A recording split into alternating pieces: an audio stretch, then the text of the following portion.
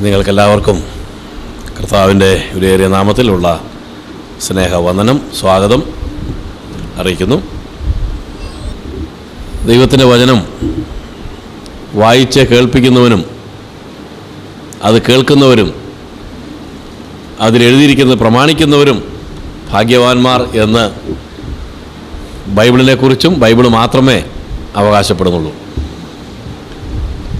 അതുകൊണ്ട് ഈ വൈകുന്നേരത്ത് കടന്നു വന്നിരിക്കുന്ന നാം എല്ലാവരും നിശ്ചയമായും ദൈവത്താൽ അനുഗ്രഹിക്കപ്പെട്ടവരായി തീരും എന്ന് ഞാൻ പൂർണ്ണമായി വിശ്വസിക്കാം.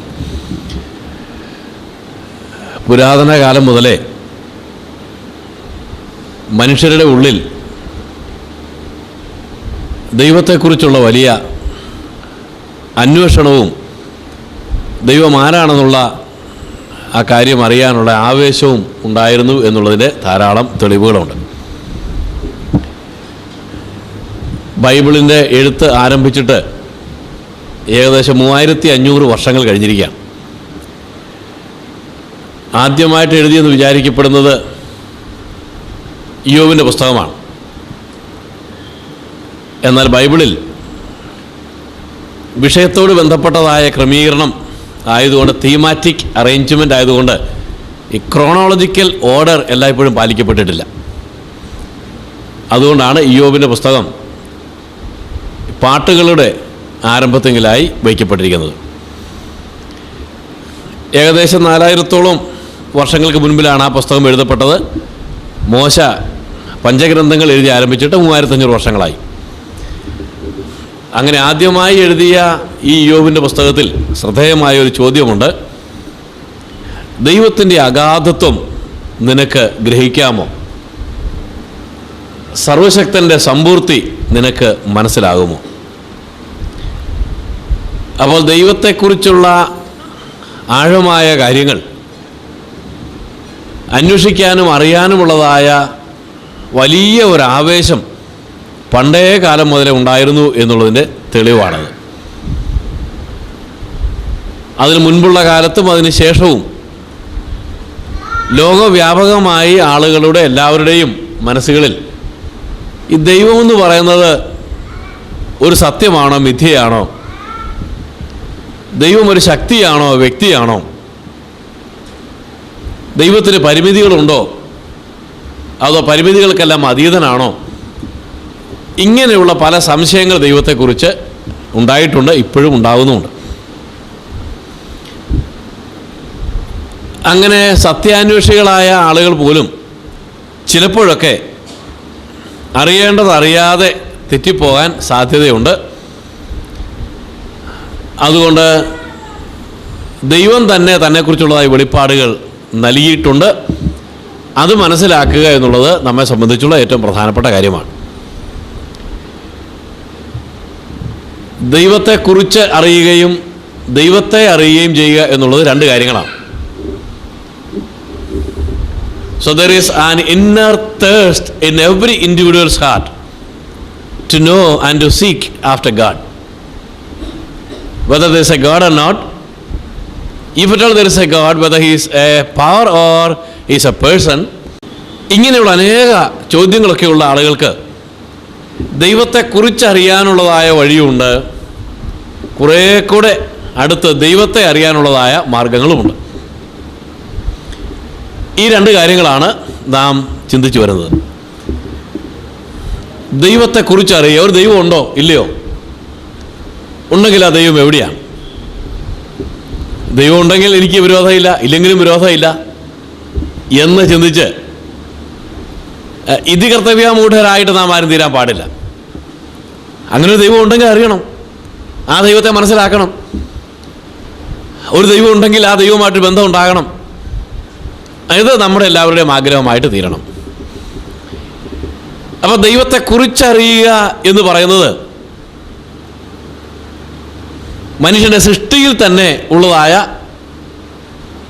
ഒരു പ്രത്യേക സ്വഭാവമാണ്. ദൈവത്തെക്കുറിച്ചറിയുക. ദൈവത്തെക്കുറിച്ചറിയുവാൻ നമ്മുടെ ചുറ്റുമുള്ള മനോഹരമായ ഒരു പ്രപഞ്ചം, ഒരു സൃഷ്ടി തന്നെയുണ്ട്. ഈ പ്രപഞ്ചത്തിൽ എവിടെ നോക്കിയാലും ഒരു സൃഷ്ടാവുണ്ട് എന്നുള്ളതിൻ്റെ വ്യക്തമായ ധാരണകൾ നമുക്ക് നൽകിയിട്ടുണ്ട്.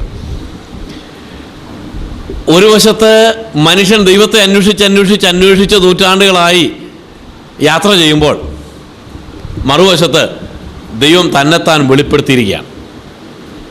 നമുക്കറിയാം നമ്മുടെയൊക്കെ അറിവുകൾ എത്ര പരിമിതമാണ്. അങ്ങനെ വളരെ പരിമിതിയുള്ള ഈ അറിവുകളുടെ വെളിച്ചത്തിൽ നമ്മെക്കാളൊക്കെ വളരെ വലിയ സൃഷ്ടാവിനെ മനസ്സിലാക്കുകയും കണ്ടുപിടിക്കുകയും ചെയ്യുക എന്ന് പറയുന്നത് ദുഷ്കരമായ ഒന്ന് തന്നെയാണ്. അതുകൊണ്ട് ദൈവം തന്നെത്താൻ വെളിപ്പെടുത്തിയിരിക്കുന്നു എന്നാണ് ബൈബിൾ പറയുന്നത്. അങ്ങനെ ദൈവം തന്നെ നൽകിയിട്ടുള്ളതായ ദൈവിക വെളിപ്പാടുകൾ വായിക്കുകയും പഠിക്കുകയും മനസ്സിലാക്കുകയും ചെയ്ത് ദൈവത്തെ അറിയാൻ കഴിയുക എന്ന് പറയുന്നത് നമ്മുടെ ജീവിതത്തിലെ ഏറ്റവും വലിയ അനുഗ്രഹവും അനുഭവമായിട്ട് തീരണം. So are there any ways by which we can understand about God? And if at all there is a God, how do we know Him in a personal way? Some of the crucial questions people all over the world ask. How to know about God? ഒരു ദൈവം ഉണ്ടോ? ദൈവത്തെക്കുറിച്ച് എങ്ങനെ അറിയാം? ബൈബിളിൽ റോമർക്ക് എഴുതിയ ലേഖനം എന്നൊരു ലേഖനമുണ്ട്. അതിൻ്റെ 1-ാം അധ്യായത്തിൻ്റെ 19-20 വാക്യങ്ങളിൽ നാം ഇങ്ങനെ വായിക്കുന്നുണ്ട്: ദൈവത്തെക്കുറിച്ച് അറിയാകുന്നത് ദൈവം അവർക്ക് വെളിവാക്കിയിരിക്കുന്നു. ദൈവത്തിൻ്റെ നിത്യശക്തിയും അവൻ്റെ ദിവ്യത്വവുമായുള്ള അദൃശ്യ ലക്ഷണങ്ങൾ ലോക സൃഷ്ടി മുതൽ മനുഷ്യൻ്റെ ബുദ്ധിക്ക് തെളിവായി വെളിപ്പെട്ടു വരുന്നു. ദൈവത്തെക്കുറിച്ച് അറിയാവുന്ന കാര്യങ്ങൾ, അല്ലെങ്കിൽ നമ്മുടെ നിലവാരത്തിനനുസരിച്ച് നമുക്ക് ഗ്രഹിക്കാൻ കഴിയുന്ന നിലയിലുള്ളതായ കാര്യങ്ങൾ ദൈവം തന്നെ വെളിപ്പെടുത്തിയിരിക്കുക. വെളിപ്പെടുത്തുക എന്ന് പറഞ്ഞാൽ മറഞ്ഞിരിക്കുന്നതിൻ്റെ പിൻപിലുള്ള ആ മറ നീക്കി അനാച്ഛാദനം ചെയ്യുക എന്നാണല്ലോ വെളിപ്പെടുത്തുക എന്ന് പറയുന്നതിൻ്റെ അർത്ഥം. അപ്പം ദൈവത്തെക്കുറിച്ചുള്ള മനുഷ്യൻ്റെ സങ്കല്പങ്ങളെല്ലാം മാറി ദൈവം തന്നെ വെളിപ്പെടുത്തി നൽകിയിരിക്കുകയാണ്. ആ വെളിപ്പാടാണ് ഈ പ്രപഞ്ചത്തിൽ നമുക്ക് കാണാൻ കഴിയുന്നത്. So the vast creation around us is an open book, a text book about the existence of God. It clearly proves that there is a God. And by seeing this revelation of God, what do we understand about Him? We don't understand about His personality. What kind of a person is God? But that revelation is sufficient enough to prove that there is a God. ഒരു ദൈവമുണ്ട് എന്നുള്ളത് ഈ സൃഷ്ടി നമ്മെ പഠിപ്പിക്കുന്നു. ദൈവത്തിൻ്റെ ശക്തി, ദൈവത്തിൻ്റെ ചില സ്വഭാവങ്ങൾ, ഇതെല്ലാം ഈ സൃഷ്ടിയിലൂടെ നമുക്ക് ദൈവം വെളിപ്പെടുത്തി നൽകിയിരിക്കുകയാണ്. അങ്ങനെ സൃഷ്ടിയിലേക്ക് നോക്കുമ്പോൾ അത്ഭുതത്തോടെ നാം മനസ്സിലാക്കുന്ന ചില സത്യങ്ങൾ, ചില യാഥാർത്ഥ്യങ്ങൾ. ഒന്ന്, ഒരു കാര്യമുണ്ടെങ്കിൽ അതിൻ്റെ പിൻപിൽ ഒരു കാരണം ഉണ്ടായിരിക്കും. If there is an effect, there will be definitely a cause. So without a cause there cannot be an effect. ഒരു കാര്യമുണ്ടെങ്കിൽ ആ കാര്യത്തിൻ്റെ പിൻപിൽ ഒരു കാരണമുണ്ട്. ആ കാരണത്തെ തേടിയുള്ള അന്വേഷണമാണ് ലോകത്തിലെ മതങ്ങളുടെ ഗ്രന്ഥങ്ങളെല്ലാം തന്നെ എന്ന് പറഞ്ഞാൽ അതിൽ തെറ്റില്ല. ഇവിടെ ഒരു മേശ കാണുന്നു, ഇതൊരു കാര്യമാണ്. This is A matter, this is an effect. Who or what is the cause of this table? ഈ മേശയുടെ കാരണം ആരാണ്?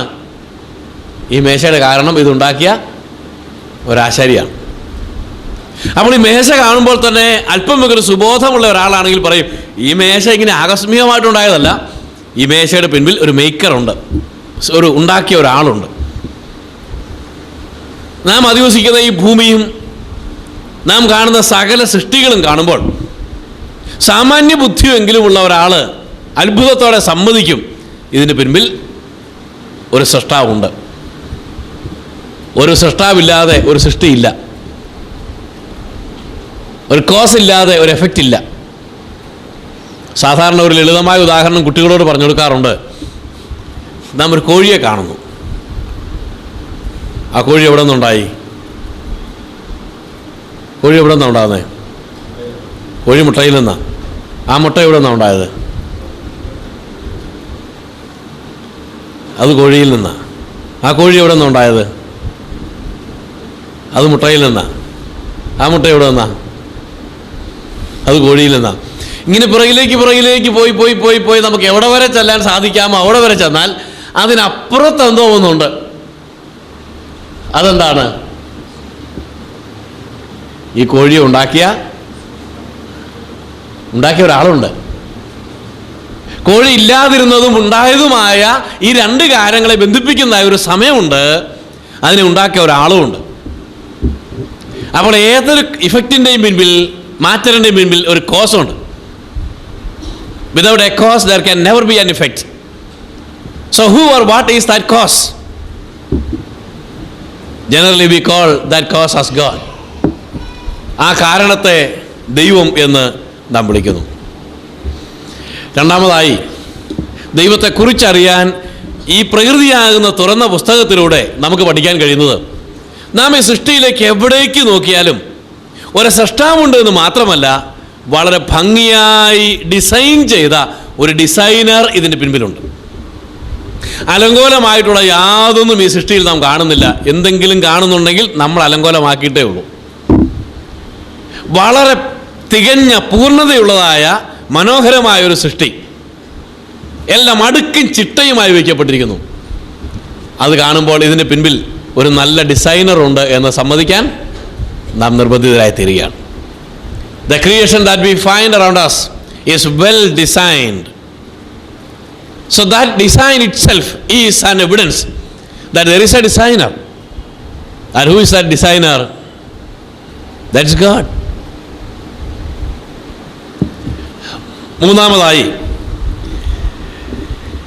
ഏതൊരു മനുഷ്യൻ്റെയും ഉള്ളിൽ തന്നെക്കാൾ വലിയ ഒന്നിനെ ആരാധിക്കാനുള്ളതായ ഒരു പ്രവണതയുണ്ട്. In the innermost being of a person, or in the sanctum of sanctums, there's a feeling that I am subordinate to someone, I am inferior to someone. There is a superior being whom I must worship. എന്നേക്കാൾ വലിയ എന്തോ ഒന്നുണ്ട്, അതിനെ ആരാധിക്കണം എന്നുള്ളതായ ഒരു ശൂന്യതാബോധം, അങ്ങനെ ആരാധിക്കാനുള്ളതായ ഒരു പ്രവണത ലോകത്തിലും എവിടെയുമുണ്ട്. അനേക ആദിവാസികൾ ലോകത്തിൻ്റെ പല ഭാഗങ്ങളിലായിട്ടുണ്ട്. എന്നാൽ ഈ ആദിവാസികളുടെ ഇടയിൽ നിരീശ്വരന്മാരായിട്ട് ഒരാൾ പോലും ഇതുവരെ ഉണ്ടായിട്ടില്ലെന്നാണ് ആദിവാസികളുടെ ഇടയിൽ പ്രവർത്തിക്കുന്ന ആളുകൾ പറയാറുള്ളത്. അവർക്ക് അക്ഷരമെഴുതാൻ അറിയാൻ പാടില്ല. മറ്റുള്ള പല ആളുകളെ പോലെ അവരെ സംസ്കാര സമ്പന്നരല്ല. പക്ഷേ അവരിൽ ദൈവമില്ലെന്ന് പറയാൻ ഒരാൾ പോലും തയ്യാറായിട്ടില്ല. ദൈവമില്ലെന്ന് പറയുന്നത് ബുദ്ധിമാന്മാരുടെ ലക്ഷണമായിട്ടാണ് കഴിഞ്ഞ കാലങ്ങളിൽ ആളുകൾ വിചാരിച്ചിരുന്നത്. ഇപ്പോൾ അങ്ങനെയുള്ള ആളുകളുടെ എണ്ണം വളരെ കുറഞ്ഞിരിക്കുക. ബൈബിൾ പറയുന്നത് ദൈവമില്ല എന്ന് ബുദ്ധിമാൻ പറയുന്നതല്ല, ദൈവമില്ല എന്ന് മൂഢൻ തൻ്റെ ഹൃദയത്തിൽ പറയുന്നു. എന്നാൽ ദൈവത്തെ അന്വേഷിക്കുന്ന ബുദ്ധിമാനുണ്ടോ എന്ന് കാണുവാൻ ദൈവ സ്വർഗത്തിൽ നിന്ന് മനുഷ്യപുത്രന്മാരെ നോക്കുകയാണ്. അപ്പോൾ ദൈവം ഉണ്ടെന്ന് സമ്മതിക്കുന്നതും ദൈവത്തെ അറിയുക, ആ ദൈവത്തെക്കുറിച്ച് പഠിക്കുക എന്ന് പറയുന്നത് ബുദ്ധിമാനായ ഒരാളുടെ ലക്ഷണമാണ്. ദൈവമില്ല എന്ന് പറയുന്നത് വിഡ്ഢിയുടെ ലക്ഷണമാണ്. 42-ാം സങ്കീർത്തനം ആരംഭിക്കുമ്പോൾ ആ സങ്കീർത്തനം രചിച്ച ആളുകൾ പാടുന്നത്, മാൻ നീർത്തോടുകളിലേക്ക് ചെല്ലുവാൻ കാക്ഷിക്കുന്നത് പോലെ ദൈവമേ, എൻ്റെ ആത്മാവ് നിന്നോട് ചേരുവാൻ കാക്ഷിക്കുന്നു. ദൈവവുമായി ബന്ധപ്പെടുവാനുള്ളതായ ഒരു വലിയ തൃഷ്ണ, വലിയ ആകാംക്ഷ, വലിയ ആവേശം ഏതൊരു വ്യക്തിയുടെയും ഉള്ളിൻ്റെ ഉള്ളിലുണ്ട്. അത് സൃഷ്ടിയിൽ അങ്ങനെ തന്നെ വച്ചിരിക്കുകയാണ്. ആ സൃഷ്ടാവിനെ കണ്ടെത്തിയിട്ടല്ലാതെ അലങ്കോലമായും അസ്വസ്ഥമായും കഴിയുന്ന മനുഷ്യ ഹൃദയത്തിന് സ്വസ്ഥത ഉണ്ടാവുകയില്ല. പക്ഷേ ദുഃഖകരമായ വസ്തുത, ഈ സൃഷ്ടാവിന് പകരം മറ്റ് പലതിനെയും നമ്മുടെ ഉള്ളിലേക്ക് കൊണ്ടുവന്ന് സ്വസ്ഥതയോടെ ജീവിക്കാനായിട്ട് മനുഷ്യൻ ശ്രമിച്ചുകൊണ്ടിരിക്കുക. നമ്മുടെ ഹൃദയത്തിൻ്റെ സിംഹാസനത്തിൽ നഷ്ടപ്പെട്ടു പോയ സൃഷ്ടാവിനെ തിരികെ കൊണ്ടുവന്ന് കുടിയിരുത്തുന്നതിന് പകരം നമ്മുടെ വിദ്യാഭ്യാസത്തെ കുടിയിരുത്താൻ നോക്കുന്നു, സൗന്ദര്യത്തെ കുടിയിരുത്താനായിട്ട് നോക്കുന്നു, കഴിവുകളെ കുടിയിരുത്താനായിട്ട് നോക്കുന്നു, മാനുഷിക ബന്ധങ്ങളെ കുടിയിരുത്താനായിട്ട് നോക്കുന്നു. ഇതെല്ലാം പരാജയത്തിൽ അവസാനിക്കും. ആ സൃഷ്ടാവ് തന്നെ നമ്മുടെ ജീവിതത്തിൻ്റെ ആ സിംഹാസനത്തിൽ എഴുന്നള്ളി വരാൻ നാം അനുവാദം നൽകണം. ആ ദൈവത്തെ അറിയണം, ദൈവത്തെ അന്വേഷിക്കണം, ദൈവത്തെ നമ്മുടെ ജീവിതത്തിലേക്ക് ക്ഷണിക്കണം. ദൈവത്തെ കൊണ്ടല്ലാതെ നമ്മുടെ ജീവിതത്തെ നന്നാക്കാനും സ്വസ്ഥതയിലും സമാധാനത്തിലും എത്തിക്കാനും കഴിയുകയില്ല എന്നുള്ള ബോധ്യത്തോടെ ആ സൃഷ്ടാവ് എവിടെയാണോ അവിടെ അന്വേഷിച്ച് ചെല്ലാനുള്ളതായ പ്രതിബദ്ധത, കടപ്പാട്, ഉത്തരവാദിത്വ ബോധം, ആവേശം നമുക്കെല്ലാവർക്കും ഉണ്ടാകണം. കുട്ടികൾ കഥ പറയുന്നത് കേട്ടു. ഓരോരുത്തരും മനുഷ്യൻ ഒരു വഴിയിലിരുന്ന് രാത്രിയിൽ എന്തോ തപ്പിക്കൊണ്ടിരിക്കുകയാണ്. അപ്പോൾ അതുവഴി വന്ന് വേറൊരാൾ ചോദിച്ചു, താനെന്താ അവിടെ തപ്പിക്കൊണ്ടിരിക്കുന്നത്? അപ്പോൾ പറഞ്ഞു, കയ്യിലിരുന്ന പൈസ താഴെ പോയി. എവിടാ പോയത്? താൻ തപ്പിക്കൊണ്ടിരിക്കുന്ന സ്ഥലത്താണോ? അല്ല, ഇവിടെയല്ല പോയത്. എവിടെ പൈസ പോയത്? പോയത് എവിടെയാണെന്ന് അറിയാൻ പാടില്ല, നടന്നു വന്ന വഴിയിൽ എവിടെയാണ് പോയത്. പിന്നെ ഇവിടെ തപ്പിക്കൊണ്ടിരിക്കുന്നത് എന്താ? ഇവിടെ ഒരു വഴിവിളക്കുണ്ടല്ലോ, ആ വഴിവിളക്കിൻ്റെ വെളിച്ചമുള്ളത് കൊണ്ട് ഞാൻ ഇവിടെ തപ്പുക. മനുഷ്യ, അതിൻ്റെ പൈസ പോയത് എവിടെയാണ്? മീറ്ററുകൾ അകലെയാ. അവൻ തപ്പിക്കൊണ്ടിരിക്കുന്നത് എവിടെയാ? ഇവിടെ വളരെ കൺവീനിയൻ്റ് ആയ ഒരു സ്ഥലമായതുകൊണ്ട്, വെളിച്ചമുള്ളതുകൊണ്ട് ഇവിടെ തപ്പിക്കൊണ്ടിരിക്കുക. ഇന്ന് ദൈവത്തെ അറിയാൻ മനുഷ്യൻ തപ്പുന്നത് അവരുടെ മതങ്ങളുടെ ഈ വെളിച്ചത്തിൻ്റെ ഉള്ളിലാണ്, സഭകളുടെ ഉള്ളിലാണ്. ഇവിടെ ദൈവമില്ല. ദൈവത്തെ അന്വേഷിക്കണമെങ്കിൽ ദൈവം എവിടെയാണോ ദൈവത്തെ കണ്ടെത്താനുള്ളതായ ഒരു ശ്രമം ഉണ്ടാകണം. ആ ദൈവം നമ്മുടെ ജീവിതത്തിലേക്ക് വന്നിട്ടല്ലാതെ നമ്മുടെ ജീവിതം പൂർണ്ണമായി തീരുകയില്ല.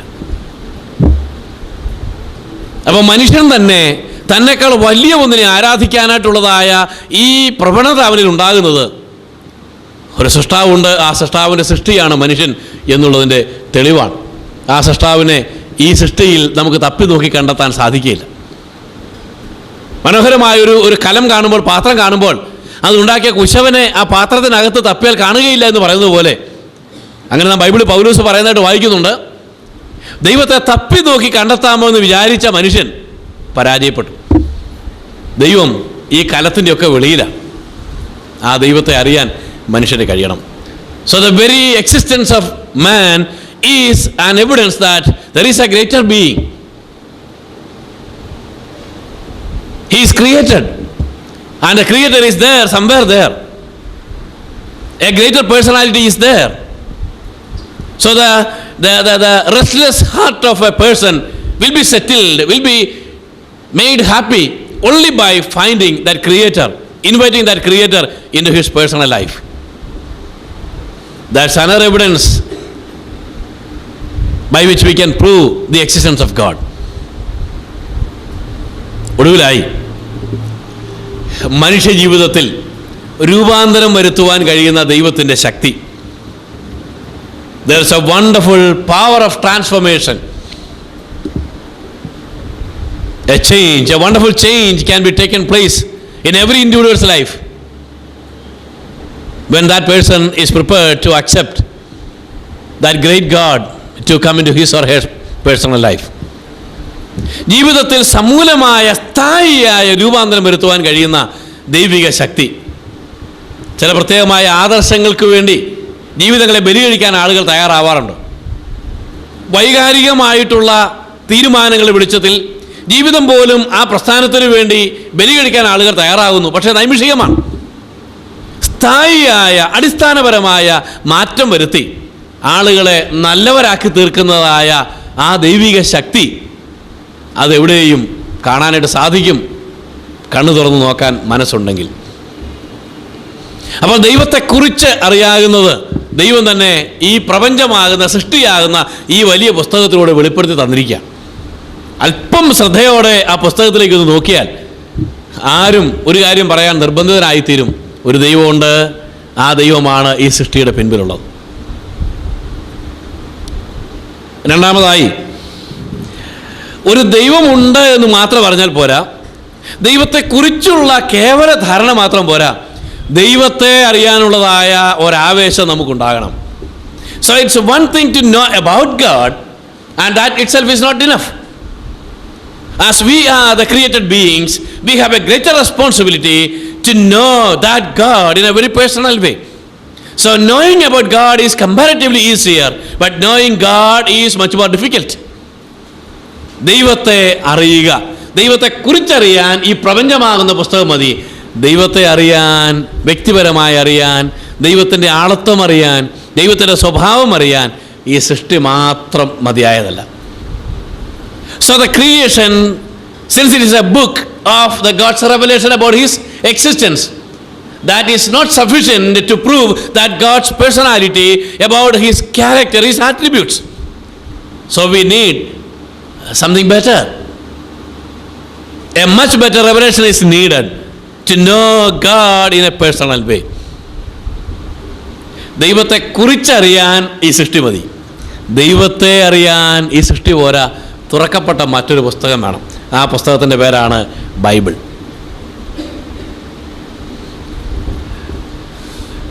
നമ്മൾ കഴിഞ്ഞ ആഴ്ചയിൽ ചിന്തിച്ചത് ഈ കാര്യങ്ങളാണ്.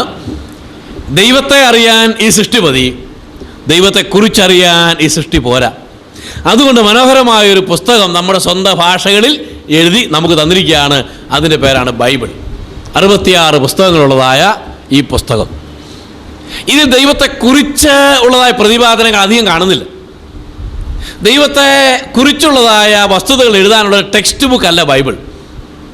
So Bible never tries to prove the existence of God, but it begins by the wonderful declaration that in the beginning God created heavens and earth.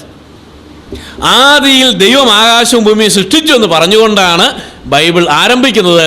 ദൈവം ഉണ്ടോ ഇല്ലയോ, ദൈവം എവിടെയാണ്, ഈ കാര്യങ്ങളൊന്നും പറയാൻ ബൈബിൾ മെനക്കെട്ടിട്ടില്ല. അതിൻ്റെ ആവശ്യമില്ല. എന്തുകൊണ്ട് അമേരിക്കൻ പ്രസിഡന്റ് ജോർജ് ബുഷിനെ കുറിച്ച് പറയുമ്പോൾ അമേരിക്ക എന്നൊരു രാജ്യം ഉണ്ടെന്ന് പറയേണ്ട ആവശ്യമില്ല, തെളിയിക്കേണ്ട ആവശ്യമില്ല. അമേരിക്കയിൽ ജോർജ് ബുഷ് എന്ന് പറയുന്ന ഒരാളുണ്ട് എന്ന് തെളിയിക്കേണ്ട ആവശ്യമില്ല. എന്തുകൊണ്ട്? അതൊരു വസ്തുതയാണ്. ആ വസ്തുതയിന്മേലാണ് ചരിത്രം ആരംഭിക്കുന്നത്. അപ്പോൾ ദൈവം ഉണ്ടോ ഇല്ലയോ എന്ന് പറയാൻ ബൈബിൾ മെനക്കെട്ടിട്ടില്ല. അതിൻ്റെ ആവശ്യമില്ല. ബൈബിൾ ഉണ്ടെന്ന് ആർക്കും അറിയാം, ദൈവം ഉണ്ടെന്ന് ആർക്കും അറിയാം. ആ ദൈവവിശ്വാസത്തിൻ്റെ മേലാണ് ബൈബിൾ എഴുതി ആരംഭിച്ചിരിക്കുന്നത് തന്നെ. അതുകൊണ്ട് ബൈബിൾ ദൈവത്തെക്കുറിച്ച് പറയാനുള്ള ഒരു ടെക്സ്റ്റ് ബുക്ക് അല്ല, മറിച്ച് നമ്മുടെ ജീവിതങ്ങൾക്ക് ആവശ്യമായിട്ടുള്ളതെല്ലാം നൽകിത്തരാൻ വേണ്ടി ദൈവം നമുക്ക് നൽകിയിരിക്കുന്ന ദൈവത്തിന് അനുഗ്രഹീതമായൊരു ദാനമാണ് ബൈബിൾ. അതിൽ ദൈവത്തെ നമുക്കറിയാനുള്ളതായ വഴികൾ പറഞ്ഞു തന്നിട്ടുണ്ട്. അപ്പോൾ ദൈവത്തെക്കുറിച്ചറിയാൻ ഈ പ്രപഞ്ചം മതി എങ്കിലും ദൈവത്തെ അറിയാൻ ഈ ബൈബിൾ വേണമെന്ന് പറയുമ്പോൾ എന്തുകൊണ്ട് ബൈബിൾ മാത്രം വിശ്വസിക്കണം? എന്തുകൊണ്ട് ബൈബിളിൽ മാത്രം ദൈവത്തെക്കുറിച്ച് പറഞ്ഞിരിക്കുന്നു? എന്തുകൊണ്ട് ബൈബിൾ മാത്രം റിലയബിൾ ആണെന്ന് പറയുന്നു? ഈ കാര്യങ്ങളാണ് വളരെ പ്രധാനമായും ബൈബിളിനെ സംബന്ധിച്ചുള്ളതായ നമ്മുടെ പഠനത്തിലേക്ക് നമ്മെ എത്തിക്കുന്നത്. God of Bible and the Bible that reveals God. These two truths are inseparable. Without Bible, we do not know much about God. And without God's intervention, we do not know about what Bible is all about. അപ്പോൾ ദൈവത്തെക്കുറിച്ച് അറിയാൻ ബൈബിളും ആ Bible വെളിപ്പെടുത്തുന്നതായ ദൈവം, ഇത് രണ്ടും പരസ്പര പൂരകങ്ങളാണ്. ദൈവത്തെ വെളിപ്പെടുത്തുന്ന ബൈബിളും ബൈബിൾ വെളിപ്പെടുത്തുന്ന ദൈവവും. ഞാൻ പറഞ്ഞത് മനസ്സിലാകുന്നുണ്ടല്ലേ? അനേക ഗ്രന്ഥങ്ങൾ, മതഗ്രന്ഥങ്ങളൊക്കെ ലോകത്തിലുണ്ടെങ്കിലും ഈ ബൈബിളിന് മാത്രമുള്ളതായ ചില പ്രത്യേകതകളുണ്ട്. 2000-ലേറെ ഭാഷകളിലേക്ക് ബൈബിൾ പൂർണ്ണമായോ ഭാഗികമായിട്ടോ ഇതിനോടകം തർജ്ജമ ചെയ്യപ്പെട്ടിട്ടുണ്ട്. നൂറ്റാണ്ടുകൾ കഴിയും തോറും ബൈബിളിൻ്റെ സ്വാധീനത വർദ്ധിച്ചു വരുന്നതല്ലാതെ അതൊട്ടും കുറയുന്നില്ല.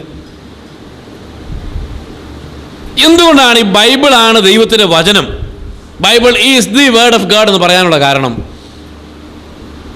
ഇത് കയ്യിൽ പിടിക്കാൻ, ഇത് കൊണ്ട് നടക്കാൻ, ഇത് വായിക്കാൻ പ്രത്യേകമായ ഒരു ആഗ്രഹവും ആവേശവും നമുക്കുണ്ടാകണം എന്ന് പറയുന്നതിൻ്റെ കാരണം, അതോ ബൈബിൾ ദൈവത്തിൻ്റെ വചനമാണ് എന്ന് പറയുന്നതിൻ്റെ കാരണങ്ങൾ എന്തൊക്കെയാണ്?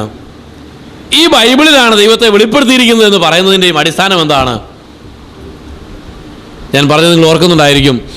ബൈബിൾ വിശ്വസിക്കാത്ത ഒരാളോട് ദൈവത്തിൻ്റെ ആളത്വത്തെക്കുറിച്ച് പറഞ്ഞാൽ കാര്യമായി ആൾക്ക് മനസ്സിലാകുകയില്ല. അതുകൊണ്ട് ഏറ്റവും അടിസ്ഥാനപരമായി ആവശ്യമായിട്ടിരിക്കുന്നത് ബൈബിൾ എന്താണ് എന്ന് മനസ്സിലാക്കുകയാണ്. അതിനുശേഷം ഈ ബൈബിൾ വെളിപ്പെടുത്തുന്ന ദൈവം ആരാണ് എന്ന് മനസ്സിലാക്കുക. So the most important necessity of a person is to know the reliability of the Bible. How do we prove that Bible is the word of God? And this is the unique book that's written for the benefit of man, and this Bible alone reveals the personality of God. How do we prove it? In a world where many wonderful books are being printed and published, how Bible can be known as a unique book? ഇത് മാത്രമാണ് ഏറ്റവും മെച്ചം, ഇതാണ് നിസ്തുല്യം എന്ന് നമുക്ക് തീർത്ത് പറയാൻ സാധിക്കുമോ?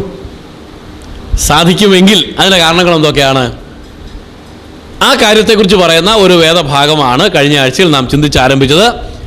ഭാഗം ഓർക്കുന്നുണ്ടോ? Anyone? The passage that we referred to learn about the uniqueness of Bible. Eda? 2 Peter chapter 1 verses 12 to 21. ആ ഭാഗം നമുക്കൊന്നിരുന്ന് വായിക്കാം. പത്രോസിൻ്റെ 2-ാം ലേഖനം 1-ാം അധ്യായം 12 മുതൽ 21 വരെയുള്ള വാക്യങ്ങൾ. അതുകൊണ്ട് നിങ്ങൾ അറിഞ്ഞവരും ലഭിച്ച സത്യത്തിൽ ഉറച്ചു നിൽക്കുന്നവരും എന്നു വരികിലും ഇത് നിങ്ങളെ എപ്പോഴും ഓർപ്പിപ്പാൻ ഞാൻ ഒരുങ്ങിയിരിക്കും. നമ്മുടെ കർത്താവായ യേശുക്രിസ്തു എനിക്ക് അറിവ് തന്നതുപോലെ എൻ്റെ കൂടാരം പൊളിഞ്ഞു പോകുവാൻ അടുത്തിരിക്കുന്നുവെന്ന് അറിഞ്ഞിരിക്കയാൽ ഞാൻ ഈ കൂടാരത്തിൽ ഇരിക്കുന്നിടത്തോളം നിങ്ങളെ ഓർപ്പിച്ചുണർത്തുക യുക്തമെന്ന് വിചാരിക്കുന്നു. നിങ്ങളത് എൻ്റെ നിര്യാണത്തിൻ്റെ ശേഷം എപ്പോഴും ഓർത്തുകൊള്ളുവാൻ തക്കവണ്ണം ഞാൻ ഉത്സാഹിക്കും. ഞങ്ങൾ നമ്മുടെ കർത്താവായ യേശുക്രിസ്തുവിൻ്റെ ശക്തിയും പ്രത്യക്ഷതയും നിങ്ങളോട് അറിയിച്ചത് നിർമ്മിത കഥകളെ പ്രമാണിച്ചിട്ടല്ല, അവൻ്റെ മഹിമ കണ്ട സാക്ഷികളായി തീർന്നിട്ടത്രേ. ഇവൻ എൻ്റെ പ്രിയപുത്രൻ, ഇവങ്കിൽ ഞാൻ പ്രസാദിച്ചിരിക്കുന്നു എന്നുള്ള ശബ്ദം അതിശ്രേഷ്ഠ തേജസ്സിങ്കിൽ നിന്ന് വന്നപ്പോൾ പിതാവായ ദൈവത്താൽ അവന് മാനവും തേജസ്സും ലഭിച്ചു. ഞങ്ങൾ അവനോടുകൂടെ വിശുദ്ധ പർവ്വതത്തിൽ ഇരിക്കുമ്പോൾ സ്വർഗത്തിൽ നിന്നും ഈ ശബ്ദം ഉണ്ടായത് കേട്ടു. ഈ വായിച്ച വാക്യങ്ങളിൽ 12 മുതൽ 18 വരെയുള്ള വാക്യങ്ങളിൽ ബൈബിളിനെ സംബന്ധിച്ചുള്ള ആദ്യത്തെ പ്രധാനമായ ഒരു ചിന്ത നമുക്ക് കാണാൻ സാധിക്കും. അത് ബൈബിളിലെ ദൈവിക വെളിപ്പാട് എന്നുള്ള ചിന്തയാണ്. So in verses 12 to 18 we find the first and the foremost truth about Bible. It's God's own revelation. God himself revealed himself. And here Peter says that we have heard and the Lord gave us knowledge and we had seen. ഞങ്ങൾ കണ്ടു, 2 ഞങ്ങൾ കേട്ടു, 3 ഞങ്ങൾക്ക് അറിവ് നൽകി. അപ്പോൾ ബൈബിളിലെ പല വസ്തുതകളും ചരിത്ര സംഭവങ്ങളാണ്. ആ ചരിത്ര സംഭവങ്ങൾ നോക്കിക്കാണാൻ അതിന് എഴുത്തുകാർക്ക് ദൈവം അനുവാദം നൽകി. ചില കാര്യങ്ങൾ ദൈവം അവർക്ക് പ്രത്യേകമായ നിലയിൽ അറിയിച്ചു കൊടുത്തു. ദർശനങ്ങളിലൂടെ, അങ്ങനെയുള്ള മാധ്യമങ്ങളിലൂടെ ദൈവം പ്രത്യേകമായ അറിവ് നൽകി. വേറെ ചില കാര്യങ്ങൾ ദൈവം നേരിട്ട് പറഞ്ഞു കൊടുത്തു. So there were altogether 40 writers who never sat together or consulted one with the another one. Yet during a time of 1500 years, the writers, the 40 writers, they could write the 66 books without any consultation. Yet there is no contradiction in the whole Bible. That itself is a proof that God took the initiative in making man to write this book. ഈ 66 പുസ്തകങ്ങൾ 1600 വർഷങ്ങൾക്കിടയിലാണ് 1500 വർഷങ്ങൾക്കിടയിലാണ് എഴുതപ്പെട്ടതെങ്കിലും 40 എഴുത്തുകാർ പല സ്വഭാവത്തിൽ, പല വിദ്യാഭ്യാസ നിലവാരമുള്ള ആളുകളായിരുന്നു എഴുത്തുകാരെങ്കിലും ഈ എഴുത്തുകളിൽ ഒരു വൈരുദ്ധ്യവും കാണുന്നില്ല എന്നുള്ളത് നമ്മെ ഏവരെയും അത്ഭുതപ്പെടുത്തേണ്ടതായ ഒരു വിഷയമാണ്. നമുക്കറിയാം, ഇന്ന് ജീവിച്ചിരിക്കുന്ന 5 മേഖലകളിൽപ്പെട്ട ആളുകളോട് ഇന്നത്തെ ഇന്ത്യയെക്കുറിച്ച് എഴുതാനായിട്ട് ആവശ്യപ്പെട്ടാൽ 5 പേരുടെയും എഴുത്തുകളിൽ വൈരുദ്ധ്യങ്ങൾ കാണും. എന്നാൽ ഇത്രത്തോളം ഒന്നും വികാസം പ്രാപിക്കാതിരുന്ന പണ്ടത്തെ കാലത്ത് ഈ 40 എഴുത്തുകാർ, ചില ആളുകൾ വലിയ പണ്ഡിതന്മാരായ ആളുകളുണ്ടായിരുന്നു. അനേക ഭാഷകളിൽ അവഗാഹമായ പാണ്ഡിത്യം നേടിയ ആളുകൾ, ചിലർ സാമാന്യ വിദ്യാഭ്യാസം മാത്രമുള്ള ആളുകൾ, രാജാക്കന്മാർ, പ്രജകൾ, ഡോക്ടർമാർ, ആട്ടിടയന്മാർ, കാട്ടത്തിപ്പഴം പെറുക്കുന്നവർ, മുക്കുവന്മാർ, ഇങ്ങനെ ജീവിതത്തിൻ്റെ വിവിധ തുറകളിൽപ്പെട്ട ആളുകളാണ് ബൈബിളിന് എഴുത്തുകാരെങ്കിലും ഈ എഴുത്തുകൾക്കകത്ത് യാതൊരു വൈരുദ്ധ്യങ്ങളും തെളിയിക്കപ്പെടാൻ ഇതുവരെ സാധിച്ചിട്ടില്ല. ചില വൈരുദ്ധ്യങ്ങൾ ഉള്ളതായിട്ടൊക്കെ തോന്നാമെങ്കിലും ശരിയായ പഠനം കൊണ്ട് യാതൊരു വൈരുദ്ധ്യവുമില്ല എന്ന് തെളിയുന്നു. അതിൻ്റെ കാരണം ഈ എഴുത്തുകാരെല്ലാവരെയും നിയന്ത്രിച്ചത് ഒരു വ്യക്തിയാണ്. എഴുത്തുകാരെല്ലാവരും ദൈവത്താൽ നിയന്ത്രിക്കപ്പെട്ടവരായിരുന്നു എന്നുള്ളത് കൊണ്ടാണ് ഈ ബൈബിളിനകത്ത് യാതൊരു വൈരുദ്ധ്യവും തെറ്റുകളും ഇല്ലാത്തത്.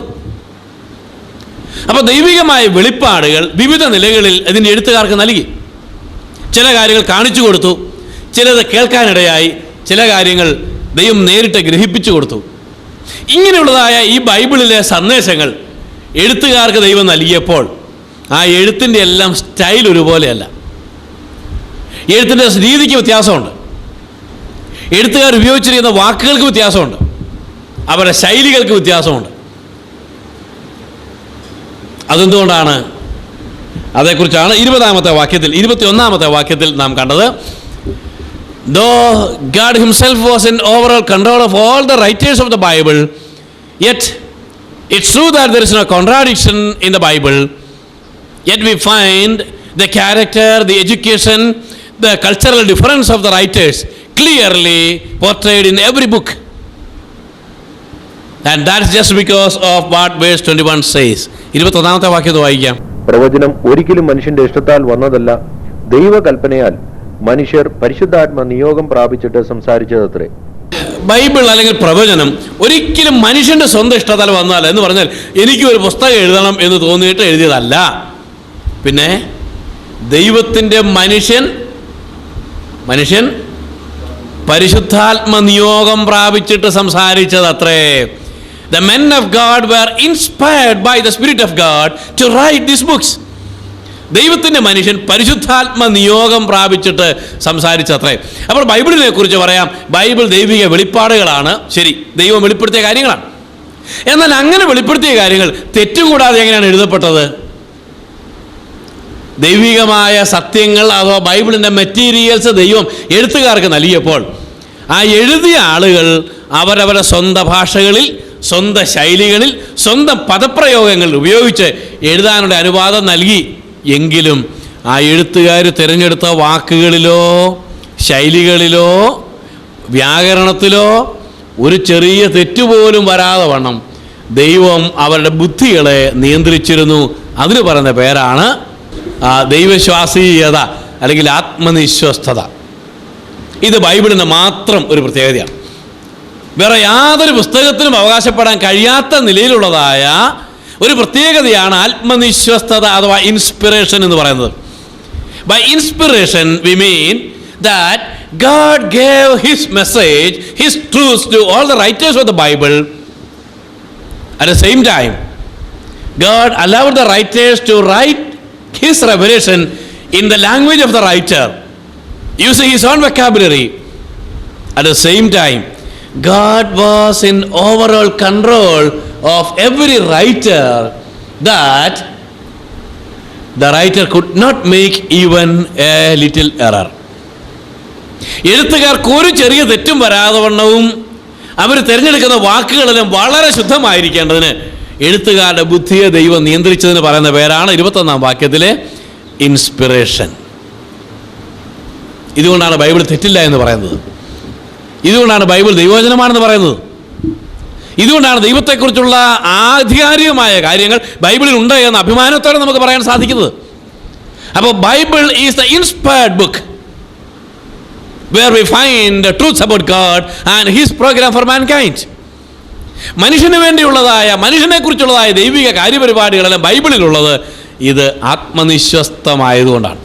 മത്തായിക്ക് തോന്നിയിട്ട് പുസ്തകം എഴുതിയതല്ല, യോഹന്നാന് തോന്നിയിട്ട് വേറെ പുസ്തകം എഴുതിയതല്ല, പൗലോസിന് തോന്നിയിട്ട് കുറേ ലേഖനങ്ങൾ എഴുതിയതല്ല.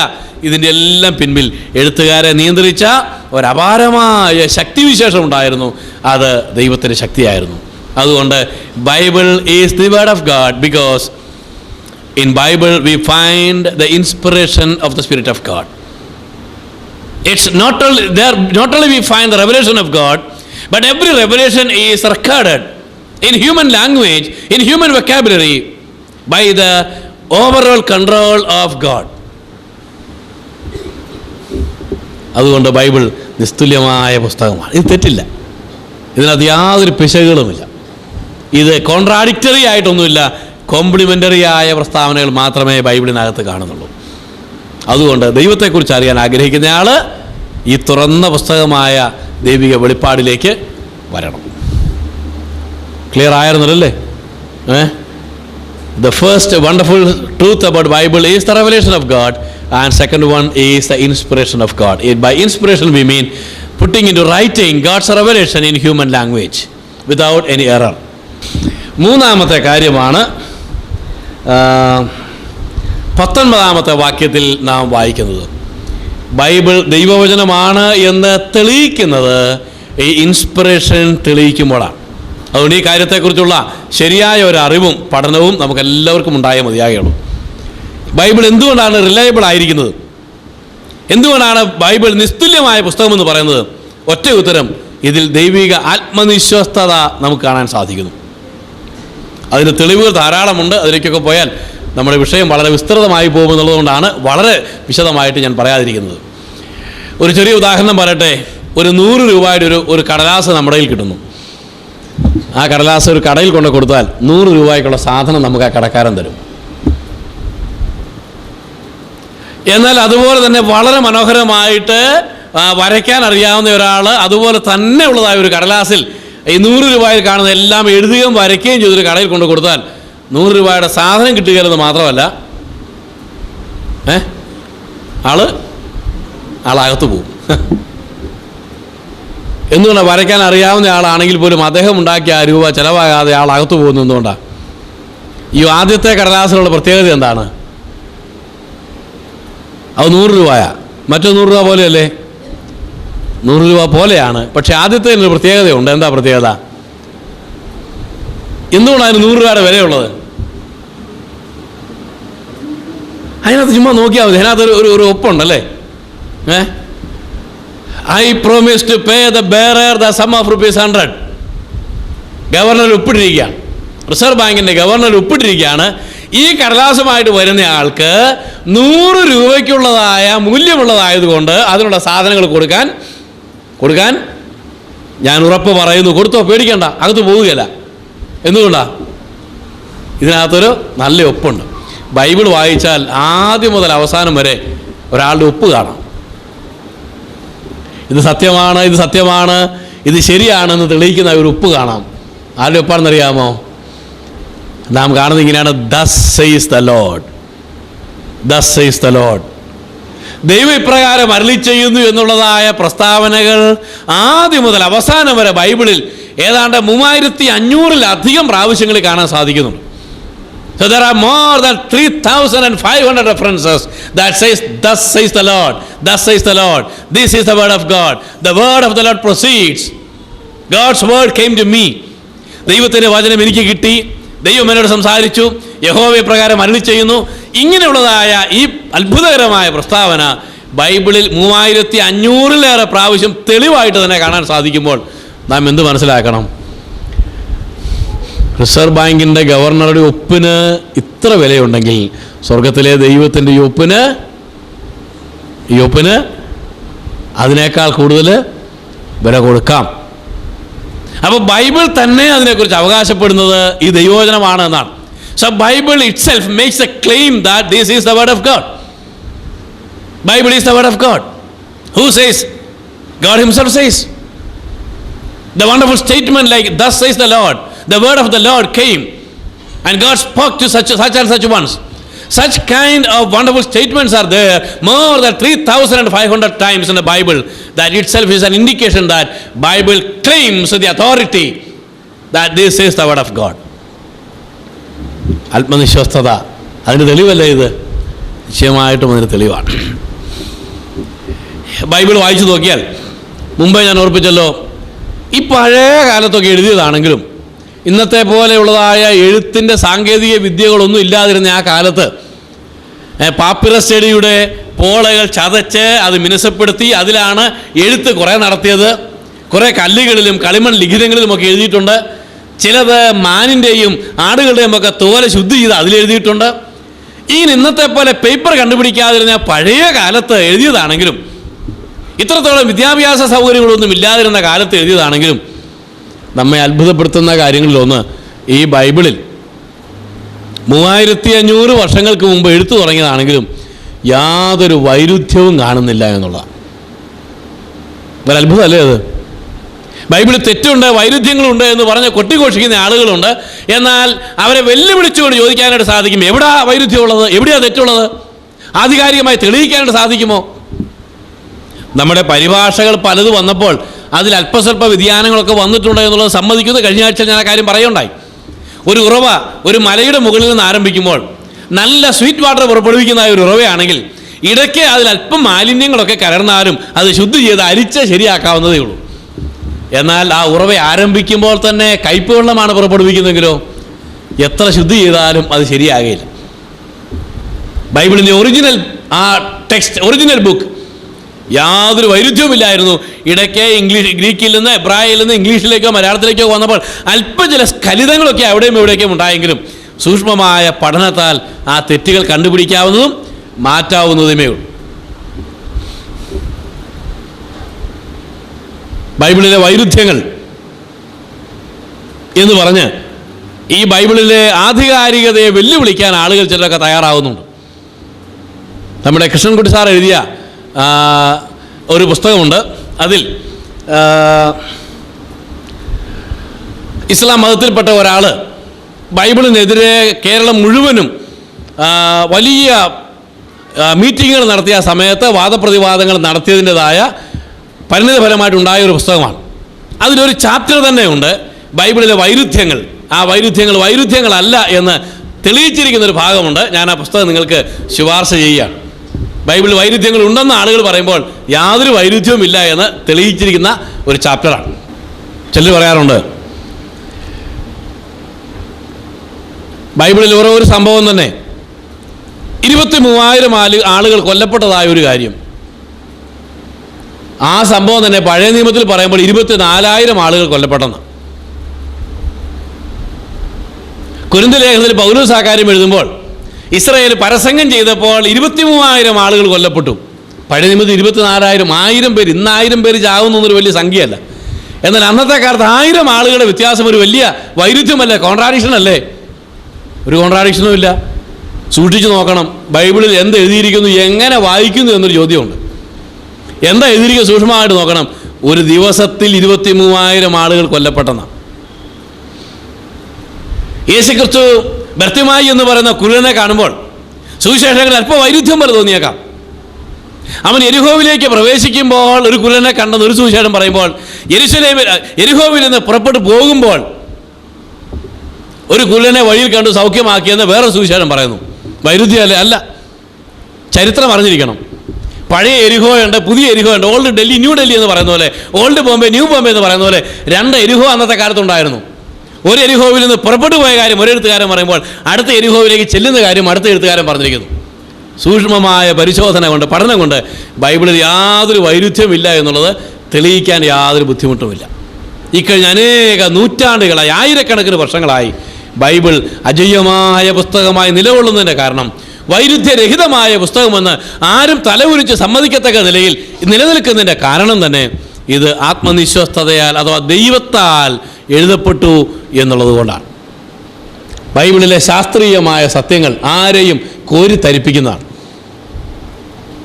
ശാസ്ത്രം ഇത്രയേറെ വികസിച്ചിട്ടില്ല അന്നത്തെ കാലത്ത് ബൈബിളിൽ ആദ്യോടൊന്നും പരിശോധിച്ചാൽ എന്തെല്ലാം അത്ഭുതകരമായ കാര്യങ്ങൾ. ഞാൻ നേരത്തെ ഓർപ്പിച്ചല്ല, ബൈബിളിൽ ആദ്യം എഴുതിയതായ പുസ്തകം ഇയ്യോബിൻ്റെ പുസ്തകമാണ്. ഭൂമി പരന്നതാണെന്നും 4 തൂണുകളിന്മേൽ നിർത്തിയതാണെന്നും വിചാരിക്കപ്പെട്ടു പോന്നിരുന്ന ആ കാലത്ത് അവൻ ഭൂമിയെ നാസ്തിത്വത്തിന്മേൽ തൂക്കി നിർത്തിയിരിക്കുന്നു എന്ന് അതിൽ എഴുതിയിട്ടുണ്ട്. ഒന്നുമില്ലായ്മയിൽ അത് തൂങ്ങിക്കിടക്കുകയാണ് ആ ആശയം വരുന്നതായ പ്രസ്താവന. അതിന് തൂണുകളുടെ സപ്പോർട്ട് ഇല്ലാതെ തന്നെ നിൽക്കുന്നു എന്ന് അന്നത്തെ കാലത്ത് പറഞ്ഞു. ആളുകൾ അത് മനസ്സിലാക്കാൻ എത്രയോ കാലങ്ങൾ കഴിഞ്ഞു. വെളിച്ചം പിരിഞ്ഞു പോകുന്ന പാതയെക്കുറിച്ച് ഇയ്യോബിന്റെ പുസ്തകത്തിൽ പറഞ്ഞു. Light ray, heat ray, chemical ray, ഈ 3ആയി സൂര്യനിൽ നിന്ന് പിരിഞ്ഞു പോരുന്നതായ ആ റേസിനെ കുറിച്ച് അടുത്ത കാലത്തെ ശാസ്ത്രം കണ്ടുപിടിച്ചത് 4000 വർഷം മുമ്പ് ബൈബിളിൽ എഴുതിയിരുന്നു. ഭൂമി പരന്നതാണെന്ന് വിചാരിച്ചിരുന്നപ്പോൾ യെശയ്യാപ്രവാചകൻ BC 8-ാം നൂറ്റാണ്ടിൽ പറഞ്ഞു, he sits enthrone upon the circle of the earth. ഭൂമിയുടെ വൃത്തത്തിന്മേൽ അവൻ ഇരിക്കുന്നു. 2800-ലേറെ വർഷങ്ങൾക്ക് മുമ്പ് പറഞ്ഞ കാര്യമാണ്.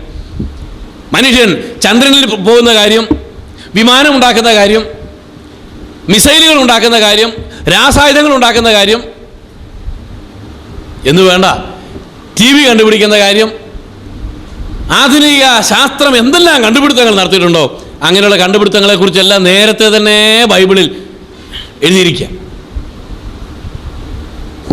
ബൈബിൾ ഒരിക്കലും ശാസ്ത്രത്തിനെതിരല്ല. ശാസ്ത്രം അതിൻ്റെ അപൂർണമായ പരിമിതമായ അറിവ് കൊണ്ട് ബൈബിളിനെതിരാണ് എന്ന് ചിലപ്പോഴൊക്കെ പറഞ്ഞേക്കാം. എന്നാൽ ശരിയായ ശാസ്ത്രം ബൈബിളിൻ്റെ സത്യസന്ധതയെ ഏത് കാലത്തും അംഗീകരിക്കുന്നു. ഇത് യുവതലമുറയ്ക്ക് വലിയൊരു വെല്ലുവിളിയും ആവേശമായിട്ട് എനിക്ക് പലപ്പോഴും തോന്നാറുണ്ട്. ബൈബിളിലെ ശാസ്ത്രീയ സത്യങ്ങൾ ഇതിൻ്റെ പിൻപിൽ ഒരു വലിയവനായ ദൈവം, സർവജ്ഞാനിയായ ദൈവം പ്രവർത്തിച്ചിരുന്നു എന്നുള്ളതിൻ്റെ വ്യക്തമായ തെളിവാണ്.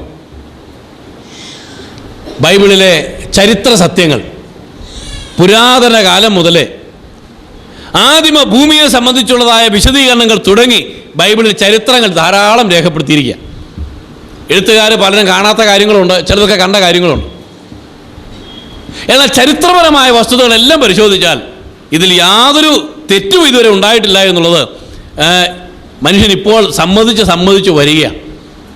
എൻസൈക്ലോപീഡിയ ബ്രിട്ടാനിക്കായിൽ വ്യത്യാസങ്ങൾ വരുത്താൻ കാരണമായി തീർന്നു. യെശയ്യാപ്രവാചകന്റെ പുസ്തകം 20-ാം അധ്യായത്തിൽ അസീറിയൻ രാജാവായ ബാനിപ്പാലിനെ കുറിച്ച് പറയുന്നുണ്ട്, സർഗോനെ കുറിച്ച് പറയുന്നുണ്ട്. ആ സർഗോൻ എന്ന് പറയുന്ന ഒരാൾ ജീവിച്ചിരുന്നിട്ടില്ല എന്ന് ആളുകൾ പറഞ്ഞു വന്നു. പക്ഷേ ബൈബിളിൽ പറഞ്ഞിട്ടുണ്ട് സർഗോൻ എന്ന് പറഞ്ഞ ആൾ ജീവിച്ചിരിക്കുന്നു. ആ ഒറ്റ കാരണത്താൽ എൻസൈക്ലോപീഡിയ ബ്രിട്ടാനിക്കായിക്ക് പോലും ഭേദഗതി വരുത്താൻ ആവശ്യമായി വന്നു. പക്ഷേ ബൈബിളിന് യാതൊരു ഭേദഗതിയും ആവശ്യമില്ല. കാരണം അത് അതിനെക്കുറിച്ച് തന്നെ പറയുന്നത് സ്വർഗത്തിൽ ഇതെന്നേക്കും സ്ഥിരമാക്കപ്പെട്ടിരിക്കുന്ന വചനമാണ്.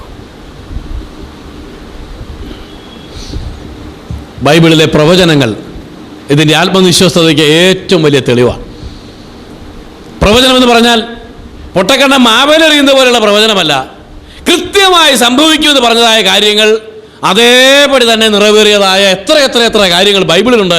ലോകത്തിൽ വേറെ യാതൊരു പുസ്തകത്തിലും ഇങ്ങനെയുള്ള പ്രവചനങ്ങൾ കാണാൻ, അതിന് നിറവേറലുകൾ കാണാൻ നമുക്ക് കഴിഞ്ഞിട്ടില്ല.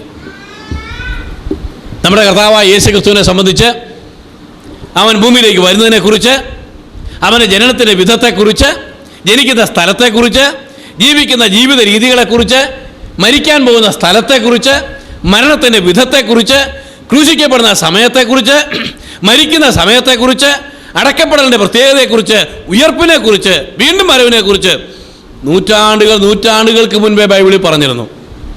അതെല്ലാം കൃത്യമായി നിറവേറിക്കൊണ്ടാണ് നമ്മുടെ കർത്താവ് ഭൂമിയിൽ വന്നതും ജീവിച്ചതും മരിച്ചതും അടക്കപ്പെട്ടതും ഉയർത്തെഴുന്നേറ്റതും ഇനി വീണ്ടും വരാൻ പോകുന്നതും. ഇസ്രായേൽ ജാതിയെ സംബന്ധിച്ച് ബൈബിളിൽ പറഞ്ഞിരിക്കുന്ന കാര്യങ്ങൾ വളരെ പ്രധാനപ്പെട്ട ഒരു തെളിവായിട്ട് നിൽക്കുകയാണ്. ഇസ്രായേൽ എന്ന് പറഞ്ഞ ജാതി ലോകത്തിൻ്റെ പല ഭാഗങ്ങളിലേക്കായി AD 70 ചിതറിപ്പോയപ്പോൾ ഇനി അവർ മടങ്ങി വരുമെന്നും അവർക്ക് ഒരു പൊട്ടിത്തെളിർപ്പുണ്ടാകുമെന്നും ലോകത്തിലെ മറ്റ് പല രാജ്യങ്ങൾ സ്വതന്ത്രമാകുന്നതോടുകൂടെ ഇസ്രായേലും ഒരു സ്വതന്ത്ര രാഷ്ട്രമായി തീരുമെന്നും ബൈബിളിൽ നേരത്തെ പറഞ്ഞിരുന്നു. അത്തി മുതലായി സകല വൃക്ഷങ്ങളും തളിർക്കും. അനേക വൃക്ഷങ്ങൾ ആകുന്ന രാജ്യങ്ങൾ തളിർത്തു. ഇന്ത്യ തളിർത്തു, സ്വാതന്ത്ര്യം കിട്ടി. പാകിസ്ഥാനുണ്ടായി, ബർമ്മയുണ്ടായി, അനേക രാജ്യങ്ങൾ തളിർത്തു. ഇസ്രായേൽ എന്ന ജാതിയും തളിർക്കുമെന്ന് പറഞ്ഞു. 1948 ആ രാജ്യവും സ്വതന്ത്ര രാഷ്ട്രമായി തീർന്നു. ആ രാജ്യത്തെ ചുറ്റിപ്പറ്റിക്കൊണ്ട് ബൈബിളിൽ പറഞ്ഞിരിക്കുന്ന പ്രവചനങ്ങളെല്ലാം അക്കവും പുള്ളിയും ഇട്ട് നിറവേറിക്കൊണ്ടിരിക്കുന്നത് പത്രങ്ങൾ വായിക്കുമ്പോൾ ഓരോ ദിവസവും കാണാനായിട്ട് കഴിയും. ഒരു കയ്യിൽ ബൈബിളും അടുത്ത കയ്യിൽ വർത്തമാന പത്രങ്ങളും വായിച്ചു നോക്കിയാൽ ബൈബിളിൽ പറഞ്ഞിരിക്കുന്ന പ്രവചനങ്ങൾ ഓരോ ദിവസവും നിറവേറി വരുന്നത് മനസ്സിലാക്കാനും കാണാനും സാധിക്കും. ഇത് ബൈബിൾ നിസ്തുല്യമായൊരു പുസ്തകമാണെന്നും ആത്മനിശ്വസ്തതയുടെ ഫലമായി എഴുതപ്പെട്ടതാണെന്നും മതിയായ തെളിവ് നൽകുന്നൊരു പുസ്തകമാണ്. ഒരു കാര്യം കൂടി പറഞ്ഞ് ഞാൻ ആ ഭാഗം അവിടെ അവസാനിപ്പിക്കട്ടെ. ബൈബിളിന് ആളുകളുടെ ജീവിതങ്ങളിൽ വരുത്താൻ കഴിഞ്ഞ വലിയ രൂപാന്തര ശക്തി. Bible made lot of changes in the lifes of people. Criminals were transformed as saints. Sinners, the horrible sinners, were transformed as saints. And it became the experience of millions and millions of people around the globe. ലോകത്തിലെ എല്ലാ ഭാഗങ്ങളിലുമായി ആളുകളുടെ ജീവിതങ്ങളിൽ Bible വരുത്താനിടയായ സ്വാധീന ശക്തി. ഞാൻ ഇന്നലെ ഒരു സുവിശേഷ പ്രവർത്തകനുമായിട്ട് സംസാരിച്ചപ്പോൾ അദ്ദേഹം ഒരു തിസീസ് എൻ്റെ നിർമ്മാണത്തിൽ ഏർപ്പെട്ടിരിക്കുക. അദ്ദേഹം പറഞ്ഞ ജയിലുകളിൽ കഴിഞ്ഞ കുറ്റവാളികളായ 100 ആളുകളുടെ ചരിത്രങ്ങൾ, ജയിലിൽ വരുന്നതിന് മുൻപുള്ള അവരുടെ ജീവിതവും ജയിലിൽ കിടന്നപ്പോഴുള്ള അനുഭവവും ജയിലിൽ നിന്ന് സ്വതന്ത്രരായി തീർന്നതിന് ശേഷം ബൈബിൾ ജയിലിൽ വെച്ച് വായിച്ചതിനാൽ അവരുടെ ജീവിതത്തിൽ വരാനിടയായ മാറ്റത്തെക്കുറിച്ചുമുള്ള ഒരു വലിയ റിസർച്ച് 100 ആളുകളുടെ ചരിത്രം അവർ പഠിച്ച് ഒരു വലിയ പുസ്തകമാക്കിക്കൊണ്ടിരിക്കുകയാണ്. UN എയ്ഡോടുകൂടെ ചെയ്തുകൊണ്ടിരിക്കുന്ന ഒരു പ്രവർത്തനമാണ്. ജയിലുകളിൽ ക്രൂരന്മാരായി കഴിഞ്ഞ ആളുകൾ, സമൂഹത്തിൻ്റെ ബാധ്യതയായി തീരുന്ന ആളുകൾ സമൂഹത്തെ സ്നേഹിക്കുന്നവരായി മാറുന്നു. കൊലപാതകികൾ മനുഷ്യരെ സ്നേഹിക്കുന്നവരായി മാറുന്നു. നരഭോജികൾ നരസ്നേഹികളായി മാറുന്നു. ലക്ഷ്യബോധം നഷ്ടപ്പെട്ട ആയിരങ്ങൾ ലക്ഷ്യബോധമുള്ളവരായിത്തീരുന്നു. പാപത്തിൻ്റെ അഴുക്ക് ചാലുകളിലൂടെ യാത്ര ചെയ്യുന്ന ആളുകൾ നന്മയുടെയും നല്ല വശത്തിലേക്കും വരാൻ ഇടയായിത്തീരുന്നു. അതിനെല്ലാം പിൻപിലുള്ളത് ബൈബിളിന് ആളുകളുടെ ജീവിതങ്ങളിൽ വരുത്താൻ കഴിയുന്ന അത്ഭുതകരമായ രൂപാന്തര ശക്തിയാണ്. ഇതുപോലെ സ്വാധീനം ചെലുത്താൻ കഴിഞ്ഞ വേറെ ഏത് പുസ്തക ലോകത്തിലുണ്ട്? ഇത് ദൈവത്തിൻ്റെ വചനമാണ്. ഇത് മാത്രം ദൈവത്തിൻ്റെ വചനം. അഭിമാനത്തോടെ വായിക്കാൻ, കൊണ്ടു നടക്കാൻ, പരിചയപ്പെടുത്തി കൊടുക്കാൻ നമുക്ക് കഴിയേണ്ട ദൈവിക പുസ്തകമായി ബൈബിൾ ഇന്നും നിലകൊള്ളുകയാണ്. അങ്ങനെയുള്ള ആത്മനിശ്വസ്തത എല്ലാ നിലകളിലും തെളിയിക്കപ്പെടാനായിട്ട് യാതൊരു ബുദ്ധിമുട്ടുമില്ലാത്ത ഈ പുസ്തകത്തിലേക്ക് വന്നെങ്കിൽ മാത്രമേ ദൈവം ആരാണ്, ദൈവത്തിൻ്റെ പ്രത്യേകതകൾ എന്തൊക്കെയാണ്, ദൈവത്തിൻ്റെ ആളത്വത്തിൻ്റെ വൈശിഷ്ട്യം എന്തൊക്കെയാണ്, ഈ കാര്യങ്ങൾ മനസ്സിലാക്കാൻ നമുക്ക് സാധിക്കുകയുള്ളൂ. Bible is A wonderful book and this is the unique book. Since there was inspiration in all through the Bible, we find that we can rely and trust on the Bible to know about God and to know about us, to know the way and means by which we can approach that holy God. The numerous evidences that we have just referred are some of the evidences or proofs to prove that Bible is the inspired word of God, the fulfilled prophecies, the historical realities, the scientific truths, and the wonderful transforming power of the word of God are some of the evidences to prove that Bible is the wonderful book. It is the word of God. We can believe, we can rely, we can trust.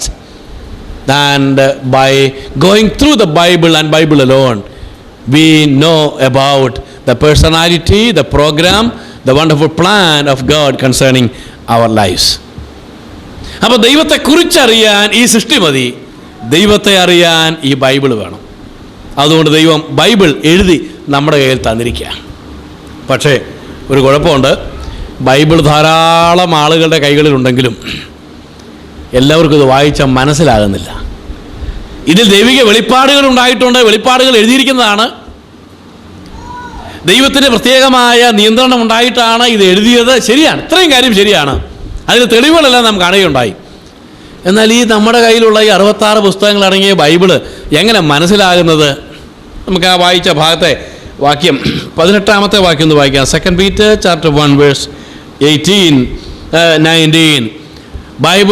In Bible we find God's revelation all through, and we find that Bible was written by the inspiration of the Spirit of God. Such a wonderful book was written. Now, how do we understand? How do we read and meditate? How do we understand the truths of Bible? Is there in verse 19. 19-ാമത്തെ വാക്യം വായിക്കാം. പ്രവാചക വാക്യവും അധികം സ്ഥിരമായിട്ട് നമുക്കുണ്ട്. നേരം വെളുക്കുകയും ഉദയനക്ഷത്രം ഉദിക്കുകയും ചെയ്യുവോളം ഇരുണ്ട സ്ഥലത്ത് പ്രകാശിക്കുന്ന വിളക്ക് പോലെ അതിനെ നിങ്ങളുടെ ഹൃദയങ്ങളിൽ കരുതിക്കൊണ്ടാൽ നന്ന്. ഞാൻ ആ വാക്യത്തിന്റെ ചില പദങ്ങൾ അങ്ങോട്ടും ഇങ്ങോട്ടും മാറ്റിയാൽ കുറേ കൂടെ വേഗം കാര്യം മനസ്സിലാക്കാൻ സഹായകരമായി തീരും. ഞാനതുകൊണ്ട് അങ്ങനെ വായിക്കാമെന്ന് ശ്രദ്ധിക്കണം. ആശയത്തിന് മാറ്റമില്ല, വാക്ക് ഒരു പദം അങ്ങോട്ടൊന്ന് മാറ്റിയാൽ വേഗം കാര്യം മനസ്സിലാവും. ഞാൻ വായിക്കുന്ന പ്രവാചക വാക്യവും അധികം സ്ഥിരമായിട്ട് നമുക്കുണ്ട്. നേരം വെളുക്കുകയും ഉദയനക്ഷത്രം ഉദിക്കുകയും ചെയ്യുവോളം ഇരുണ്ട സ്ഥലത്ത് പ്രകാശിക്കുന്ന വിളക്ക് പോലെ അതിനെ നിങ്ങളുടെ ഹൃദയങ്ങളിൽ കരുതിക്കൊണ്ടാൽ നന്ന്. ആശയത്തിന് വ്യത്യാസമൊന്നുമില്ല കേട്ടോ. നേരം വെളുക്കയും എന്ന് പറയുമ്പോൾ ഇതൊരു അന്ധകാരത്തിൻ്റെ യുഗമാണ്. ലോകത്തിലെവിടെയും വലിയ ഇരുട്ട് കട്ട പിടിച്ച് കിടക്കുന്ന കാണാൻ സാധിക്കും. ധാർമ്മികമായ അന്ധകാരം ഒരു വശത്ത്, ആത്മീകമായ അന്ധകാരം വേറൊരു വശത്ത്, രാഷ്ട്രീയമായ അനിശ്ചിതത്വവും അന്ധകാരവും മറ്റൊരു ഭാഗത്ത്, സാമൂഹികമായ അന്ധകാരം വേറൊരു ഭാഗത്ത്. അങ്ങനെ എവിടെ നോക്കിയാലും ഇരുട്ട് കട്ട പിടിച്ച് കിടക്കുകയാണ്. എഴുത്തുകാരൻ പറയുകയാണ്, ഈ ഇരുട്ടൊക്കെ മാറാൻ പോവുക, നേരം വെളുക്കാൻ പോവുകയാണ്. നേരം വെളുക്കയും, അപ്പോൾ നേരം വെളുക്കുമ്പോൾ ഉണ്ടാകാൻ പോകുന്ന പ്രത്യേകത, ഒരു നക്ഷത്രം ഉദിക്കും. ഉദയനക്ഷത്രമായ കർത്താവായ യേശു ക്രിസ്തു ഉദിക്കും. ലോകമെന്ന് നേരിട്ട് കൊണ്ടിരിക്കുന്ന സകല അന്ധകാരത്തിനും പരിഹാരമെന്ന് പറയുന്നത് കർത്താവായ യേശു ക്രിസ്തുവിൻ്റെ മടങ്ങിവരവാണ്. അങ്ങനെ ഉദയനക്ഷത്രമായ കർത്താവ് മടങ്ങി വരുമ്പോൾ ലോകത്തിൻ്റെ ഇരുള് മാറുകയും ഉദയനക്ഷത്രം ഉദിക്കുകയും ചെയ്യുവോളം എന്ത് ചെയ്യണം? ഇരുണ്ട സ്ഥലത്ത് പ്രകാശിക്കുന്ന വിളക്ക് പോലെ ദൈവവചനമാകുന്ന ഈ വെളിച്ചത്തെ എവിടെ കരുതണം? നിങ്ങളുടെ ഹൃദയങ്ങളിൽ കരുതിക്കൊള്ളണം. Since we live in a darkened world, the morning star is going to be appeared, and till the appearance of that morning star we need to keep the word of God as a lamp that shines in darkness. ഇരുണ്ട സ്ഥലത്ത് ഇരുട്ടിനെ മാറ്റാൻ ഒരു വെളിച്ചത്തിന് എങ്ങനെ സാധിക്കുമോ അതുപോലെ ഇരുൾ നിറഞ്ഞിരിക്കുന്ന ഈ ലോകത്തിൽ വെളിച്ചം കാണാൻ, ദൈവികമായ വെളിച്ചം നമ്മിലേക്ക് വരാൻ, ബൈബിളിലെ വെളിച്ചങ്ങൾ നമുക്ക് ലഭിക്കാൻ നാം എന്ത് ചെയ്യണം? ഈ ദൈവവചനത്തെ നമ്മുടെ ഹൃദയം കരുതണം. അപ്പോൾ ബൈബിളിൽ ദൈവത്തിൻ്റെ വെളിപ്പാട്, 2 ബൈബിളിൽ ദൈവത്തിൻ്റെ ആത്മനിശ്വസ്തത. അങ്ങനെ ആത്മനിശ്വസ്തതയാൽ എഴുതപ്പെട്ട് കിട്ടിയതായ ഈ പുസ്തകങ്ങൾ നമുക്ക് മനസ്സിലാകണമെങ്കിൽ അതിൽ വെളിച്ചം ആവശ്യമുണ്ട്.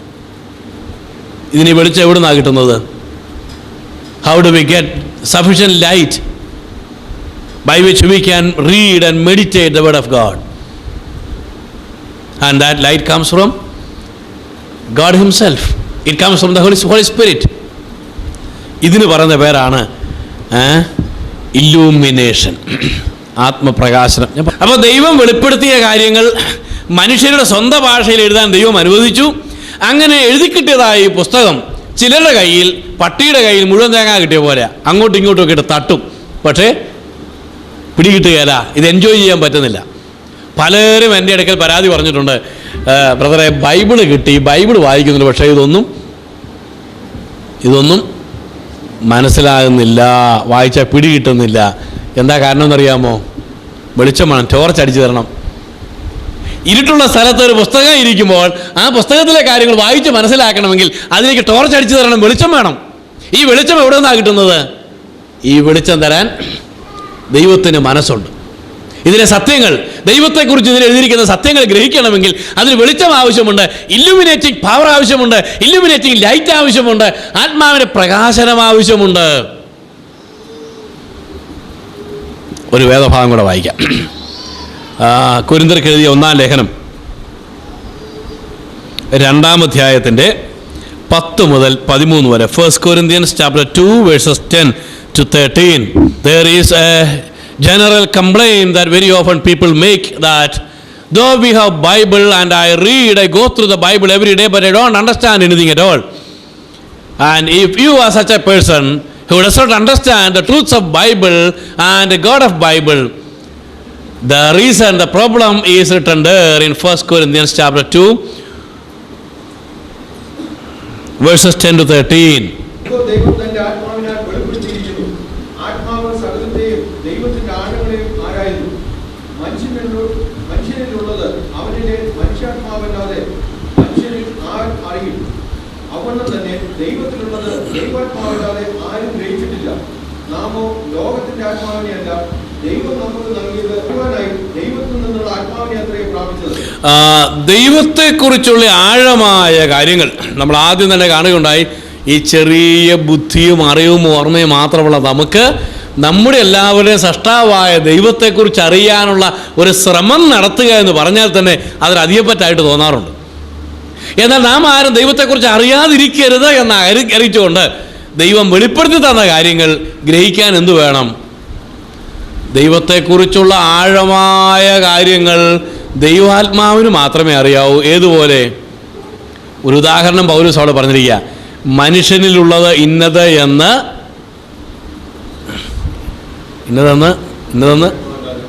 അവനിലെ മാനുഷാത്മാവല്ലാതെ ആരും അറിയുന്നില്ല എന്ന് പറഞ്ഞാൽ, ഞാൻ ഇവിടെയുള്ള പലർക്കും അപരിചിതനാണ്. എൻ്റെ സ്ഥലം കോട്ടയത്തിനടുത്ത് പാമ്പാടിയാണ്. എന്നാൽ എന്നെക്കുറിച്ചുള്ള എല്ലാ കാര്യങ്ങളും, എൻ്റെ മനസ്സിലൂടെ കടന്നു പോകുന്ന ചിന്തകളും, എൻ്റെ വികാരങ്ങളും, എൻ്റെ കാര്യപരിപാടികളും, ഇതേക്കുറിച്ചെല്ലാം അറിയാവുന്ന ആർക്കാണ്? എന്നെക്കുറിച്ച്, നിങ്ങളെക്കുറിച്ച് വല്ല കാര്യം ശരിയാ? ആരാ? എന്നെക്കുറിച്ച് എല്ലാം അറിയാവുന്ന ഒരാളെ ലോകത്തിലുള്ളൂ. എൻ്റെ ഭാര്യയ്ക്ക് പോലും അറിയാൻ മേല. ആർക്കറിയാവൂ? എനിക്ക് മാത്രമേ അറിയാവൂ, അല്ലെങ്കിൽ എൻ്റെ ആത്മാവിനെ അറിയാവൂ. അതുകൊണ്ട് എന്നെക്കുറിച്ചുള്ള കാര്യങ്ങൾ ആധികാരികമായിട്ട് വെളിപ്പെടുത്തണമെങ്കിൽ ഈ മനുഷ്യനിലെ മാനുഷ ആത്മാവിനെ കൊണ്ട് മാത്രമേ സാധിക്കൂ. അതാ പൗലോസ് പറയുന്നത്, മനുഷ്യനിലുള്ളത് ഇന്നത് എന്ന് അവനിലുള്ള മാനുഷാത്മാവല്ലാതെ ആരും അറിയുന്നില്ല എന്നതുപോലെ ദൈവത്തിൻ്റെ ആഴങ്ങൾ, ദൈവത്തിൻ്റെ പ്രത്യേകതകളൊക്കെ ആർക്കേ അറിയാവൂ? ദൈവത്തിനൊരു ആത്മാവുണ്ട്, പരിശുദ്ധാത്മാവ്. ആത്മാവിനല്ലാതെ വേറെ ആർക്കും അറിയാൻ പാടില്ല. ഞാനൊന്നും പറയാം, ഒരു മനുഷ്യനെ സംബന്ധിച്ചുള്ള എല്ലാ രഹസ്യങ്ങളും, വികാരങ്ങളും, കഴിഞ്ഞ കാലങ്ങളിലെ കാര്യങ്ങളും, ഇപ്പോൾ നടന്നുകൊണ്ടിരിക്കുന്ന കാര്യങ്ങളും, മനസ്സിലൂടെ കടന്നു പോകുന്ന ചിന്തകളും എല്ലാം അറിയാൻ ആ വ്യക്തിയിലെ ആത്മാവിന് മാത്രമേ കഴിയൂ എന്നതുപോലെ ദൈവത്തെ സംബന്ധിച്ചുള്ള ആഴമായ കാര്യങ്ങൾ അറിയാവുന്നത് ദൈവാത്മാവിന് മാത്രമേ ഉള്ളൂ. അപ്പോൾ ദൈവാത്മാവിനല്ലാതെ ദൈവത്തെക്കുറിച്ച് ആധികാരികമായിട്ട് വെളിപ്പെടുത്താൻ സാധിക്കില്ല. ക്ലിയർ ആണല്ലോ? ശരിയാണല്ലോ? അങ്ങനെയാണെങ്കിൽ ഈ ദൈവാത്മാവിൻ്റെ ഈ പാഠങ്ങൾ, ദൈവാത്മാവ് പഠിപ്പിക്കുന്ന കാര്യങ്ങൾ ആർക്കേ മനസ്സിലാവുള്ളൂ? ഞാൻ ഒന്നുകൂടെ പറയുകയാണ്, മനുഷ്യനിലുള്ളത് അവനിലെ മാനുഷാത്മാവിന് മാത്രമേ മറ്റൊരാളെ അറിയിക്കാൻ സാധിക്കൂ എന്നതുപോലെ ദൈവത്തെ സംബന്ധിച്ചുള്ള ആഴമായ കാര്യങ്ങൾ ദൈവാത്മാവിന് മാത്രമേ അറിയാവൂ. ആ ദൈവാത്മാവ് വെളിപ്പെടുത്തിയാലേ ആളുകൾക്ക് ഗ്രഹിക്കാൻ സാധിക്കൂ. അതുകൊണ്ട് നമുക്ക് ദൈവത്തെക്കുറിച്ചുള്ള ആഴമായ കാര്യങ്ങൾ ഈ പുസ്തകത്തിൽ എഴുതി തന്നിരിക്കുന്നതും മറ്റും നാം ഗ്രഹിക്കണമെങ്കിൽ ആരുടെ സഹായത്താലേ സാധിക്കൂ? ദൈവാത്മാവിൻ്റെ സഹായത്താലേ സാധിക്കൂ. അപ്പോൾ ആർക്കാ ദൈവാത്മാവ് ഉള്ളത്? ഈ വായിച്ച ഭാഗത്ത് ഉത്തരം പറഞ്ഞാൽ മതി. നമുക്കോ ദൈവം തൻ്റെ ആത്മാവിനാൽ വെളിപ്പെടുത്തിയിരിക്കുന്നു. അപ്പം നമുക്ക് ദൈവം തൻ്റെ ആത്മാവിനെ കൊണ്ട് ദൈവത്തെക്കുറിച്ചുള്ള ആഴമായ കാര്യങ്ങൾ വെളിപ്പെടുത്തി തന്നിരിക്കുകയാണ്. 12-ാമത്തെ വാക്യത്തിൽ, നാമോ ലോകത്തിൻ്റെ ആത്മാവിനെ അല്ല, ദൈവം നമുക്ക് നൽകി തരുവാനായി ദൈവത്തിൽ നിന്നുള്ള ആത്മാവിനെ അത്രേ പ്രാപിച്ചിരിക്കുന്നത്. വീണ്ടും ഞാൻ പഴയ ഭാഗത്തേക്ക് വരികയാണ്. ദൈവത്തെക്കുറിച്ചുള്ള ആഴമായ കാര്യങ്ങൾ, തൃത്വം തുടങ്ങിയതായ കാര്യങ്ങൾ അറിയാവുന്ന ഒറ്റയാളേ ഉള്ളൂ. അത് ദൈവത്തിൻ്റെ ആത്മാവാ, പരിശുദ്ധാത്മാവാ. അപ്പോൾ എന്നെക്കുറിച്ചുള്ള കാര്യങ്ങൾ ആധികാരികമായി മറ്റൊരാൾക്ക് മനസ്സിലാകണമെങ്കിൽ എൻ്റെ ആത്മാവ് വെളിപ്പെടുത്തിയാലേ സാധിക്കൂ എന്നതുപോലെ ദൈവത്തെ സംബന്ധിച്ചുള്ള ആഴമായ കാര്യങ്ങൾ ദൈവാത്മാവിന് മാത്രമേ വെളിപ്പെടുത്താൻ സാധിക്കൂ. ആ ദൈവാത്മാവ് ആർക്ക് വെളിപ്പെടുത്തി കൊടുക്കുന്നു? ആത്മാവിനെ പ്രാപിച്ച ആളുകൾക്ക് മാത്രമേ ഈ വെളിപ്പാട് കിട്ടുകയുള്ളൂ. ആർക്ക് ആത്മാവിനെ കിട്ടിയിട്ടുള്ളത്? പരിശുദ്ധാത്മാവിനെ കിട്ടിയത് ആർക്കാ? പൗലോസ് പറയുകയാണ്, നമുക്കോ എന്ന് പറയുമ്പോൾ, കൊരിന്ത്യർക്ക് ലേഖനം എഴുതുമ്പോൾ കൊരിന്തിൽ ഒരു കൂട്ടം ആളുകൾ പൗലോസിൻ്റെയും മറ്റും പ്രസംഗം കേട്ടു. ക്രൂശിക്കപ്പെട്ടെന്ന യേശുക്രിസ്തുവിനെ കുറിച്ചുള്ള പ്രസംഗം കേട്ടു. ആ പ്രസംഗം അവർ കേട്ടപ്പോൾ അത് വിശ്വസിച്ചു. യേശുക്രിസ്തു ലോകത്തിൻ്റെ മുഴുവൻ പാപത്തിൻ്റെ പരിഹാരത്തിന് വേണ്ടി മരിച്ചവനാണെന്നുള്ള കാര്യം അവർക്ക് ബോധ്യമായി. അവരത് വിശ്വസിച്ചു. പൗലോസിൻ്റെ സ്വന്തം ഭാഷയിൽ പറഞ്ഞാൽ, യേശുവിനെ കർത്താവ് എന്ന് വാ കൊണ്ട് ഏറ്റുപറയുകയും ദൈവം അവനെ മരിച്ചവരിൽ നിന്ന് ഉയർത്തെഴുന്നേൽപ്പിച്ചു എന്ന് ഹൃദയം കൊണ്ട് വിശ്വസിക്കുകയും ചെയ്താൽ നീ രക്ഷിക്കപ്പെടുമെന്ന് പറഞ്ഞിരിക്കുന്ന ആ വാക്യം, ആ പ്രസംഗം പൗലോസ് തന്നെക്കൊണ്ട് സാധിച്ച ഏഷ്യയിലും യൂറോപ്പിലും അനേക സ്ഥലങ്ങളിൽ പ്രസംഗിച്ചു. ആ പ്രസംഗം കേട്ട ആളുകൾ, വലിയൊരു കൂട്ടം ആളുകൾ കൊരിന്തിൽ തന്നെ യേശുക്രിസ്തുവിനെ സ്വീകരിച്ചു, ഹൃദയത്തിൽ വിശ്വസിച്ചു. യേശുക്രിസ്തു മാത്രമാണ് രക്ഷകൻ എന്നുള്ള കാര്യം വിശ്വസിച്ചു. യേശുക്രിസ്തു മാത്രമാണ് മനുഷ്യരുടെ പാപത്തിന് വേണ്ടി മരിച്ചതെന്നുള്ള കാര്യം വിശ്വസിച്ചു. ആ പാപത്തിൽ നിന്നുള്ള വിടുതലിനായി യേശുക്രിസ്തുവിൻ്റെ മരണത്തിൽ വിശ്വസിച്ചാൽ മതിയെന്ന് അവർക്ക് ബോധ്യമായി. യേശുവിനെ കർത്താവായി അവർ അംഗീകരിച്ചു. അപ്പോൾ യേശുക്രിസ്തുവിനായി അവരുടെ ജീവിതങ്ങൾ വിട്ടുകൊടുത്തു. യേശുവിൻ്റെ കർത്തൃത്വം അവർ അംഗീകരിച്ചു. യേശുവിനായി ഒരു സമർപ്പണം അവർ നടത്തി. പൗലോസ് പറയുകയാണ്, നിങ്ങൾക്ക് ദൈവത്തിൻ്റെ ആത്മാവുണ്ട്. അഥവാ യേശുക്രിസ്തുവിനെ ആരൊക്കെ കൈക്കൊള്ളുന്നുവോ, പാപങ്ങളുടെ മോചനത്തിന് വേണ്ടി യേശുക്രിസ്തുവിനെ ആരൊക്കെ കൈക്കൊള്ളുന്നുവോ, പൗലോസ് പറയുകയാണ്, അവർക്ക് ദൈവാത്മാവുണ്ട്. അവർക്ക് ദൈവത്തിൻ്റെ ആത്മാവിൻ്റെ സഹായം ലഭിക്കുന്നത് കൊണ്ട് ദൈവത്തെ സംബന്ധിച്ചുള്ള ആഴമായ കാര്യങ്ങൾ ബൈബിളിലുള്ളത് അറിയാൻ ഈ ടോർച്ച് അടിച്ചു തരും. ആത്മാവിൻ്റെ പ്രകാശനമുണ്ടാകും. നമ്മുടെ ജീവിതങ്ങളിലേക്ക് ഒന്ന് തിരിഞ്ഞു നോക്കണം. ഈ ആത്മപ്രകാശനം നമുക്കുണ്ടോ? ബൈബിളിലെ കാര്യങ്ങൾ മനസ്സിലാവുന്നുണ്ടോ? അത് ഉപരിപ്ലവമായ സൂപ്പർഫിഷ്യലായ ഒരു വായന മാത്രമേ നമുക്ക് സാധിക്കുന്നുള്ളൂ. ഇതിൻ്റെ ഉള്ളിലേക്ക് കയറി ദൈവികമായ സത്യങ്ങളും രഹസ്യങ്ങളുമൊക്കെ നമുക്ക് മനസ്സിലാകണമെങ്കിൽ, ഏലിയാവ് കേട്ടതുപോലെ ആ സ്റ്റിൽ സ്മാൾ വോയിസ് കേൾക്കണമെങ്കിൽ, നേരിയ മൃദുവായ സ്വരം കേട്ട് പോകേണ്ട വഴി കാണിച്ചു തരാൻ, എടുക്കേണ്ടതായ തീരുമാനങ്ങൾ എടുക്കുവാൻ, ജീവിതത്തിലെ നിർണായകമായ സമയങ്ങളിൽ, ജീവിതത്തിൻ്റെ നാൽക്കവലകളിൽ നിൽക്കുമ്പോൾ പോകേണ്ട വഴി കാണിച്ചു തരുവാൻ, ദൈവത്തിൻ്റെ ശബ്ദം കേൾക്കാൻ സാധിക്കണമെങ്കിൽ ദൈവാത്മാവുള്ളിൽ വേണം, യേശുക്രിസ്തു വേണം. നമ്മുടെ രക്ഷകനും കർത്താവുമായി യേശുക്രിസ്തുവിനെ അംഗീകരിക്കണം. അങ്ങനെ ഒരു സമർപ്പണം, ഒരനുഭവം നമുക്കുണ്ടാകണം. ഇതേക്കുറിച്ച് പൗലോസ് പറയുമ്പോൾ ഉപയോഗിക്കുന്ന മറ്റൊരു പദം ഇങ്ങനെയുണ്ട്. ഗലാത്യ ലേഖനം 4-ാം അധ്യായത്തിലാണ്. അതിൻ്റെ 9-ാമത്തെ വാക്യത്തിൽ വളരെ പ്രധാനപ്പെട്ട ഒരു വാക്യമാണ്. അതുകൂടെ വായിച്ച് അവസാനിപ്പിക്കാം. ഗലാത്യർ 4:9. Galatians chapter 4 and verse 9. How do we know the truths about God? The deep things about God is made known only by the Spirit of God, because the Spirit of God alone knows the deep things of God. ഇപ്പോൾ നിങ്ങൾ ദൈവത്തെ അറിഞ്ഞും വിശേഷാൽ ദൈവം നിങ്ങളെ അറിഞ്ഞുമിരിക്കെ. വളരെ പ്രധാനപ്പെട്ട ഒരു സ്റ്റേറ്റ്മെൻ്റാണ്. ഇപ്പോഴോ നിങ്ങൾ ദൈവത്തെ അറിഞ്ഞും വിശേഷാൽ ദൈവം നിങ്ങളെ അറിഞ്ഞുമിരിക്കെ. അപ്പോൾ ദൈവത്തെക്കുറിച്ചറിയാൻ ഈ പ്രപഞ്ചം മതി. ദൈവത്തെ അറിയാൻ ബൈബിൾ വേണം. ദൈവത്തെ അറിയാൻ ബൈബിളിലേക്ക് വരുമ്പോൾ, അതിലെ സത്യങ്ങൾ മനസ്സിലാകുമ്പോൾ മറ്റൊരു വലിയ ബന്ധത്തിലേക്ക് നാം വരും. നാം ദൈവത്തെ അറിയുന്നു, ദൈവം നമ്മെ അറിയുന്നു. നമുക്കറിയാവുന്ന ഒരുപാട് വലിയ ആളുകൾ നമ്മുടെ രാജ്യത്തിലുണ്ട്, അല്ലേ? ഇന്ത്യയിലെ വലിയ വലിയ രാഷ്ട്രീയ നേതാക്കന്മാരെയൊക്കെ നമുക്കറിയാം. ഇന്ത്യയുടെ പ്രസിഡന്റിനെ കുറിച്ചറിയാം, ഇന്ത്യയുടെ പ്രധാനമന്ത്രിയെ അറിയാം. നമുക്ക് അവരെക്കുറിച്ചൊക്കെ പല കാര്യങ്ങളും അറിയാം. അവരുടെ ചരിത്രങ്ങളും അവരുടെ ജന്മസ്ഥലവും അവരുടെ ബർത്ത്ഡേയും കാര്യങ്ങളും, അങ്ങനെ പല കാര്യങ്ങളറിയാം. പക്ഷേ ഒരു ചോദ്യം കൂടി ഉണ്ടാകുന്നത്, ഇന്ത്യയുടെ പ്രസിഡന്റിനെ ഞാൻ അറിഞ്ഞും വിശേഷാൽ പ്രസിഡന്റ് എന്നെ അറിഞ്ഞുമിരിക്കെ. പ്രസിഡന്റ് എന്നെ അറിയാവോ? എനിക്ക് പ്രസിഡന്റിനെ അറിയാം, പക്ഷേ പ്രസിഡന്റിന് എന്നെ വ്യക്തിപരമായിട്ട് അറിയാമോ?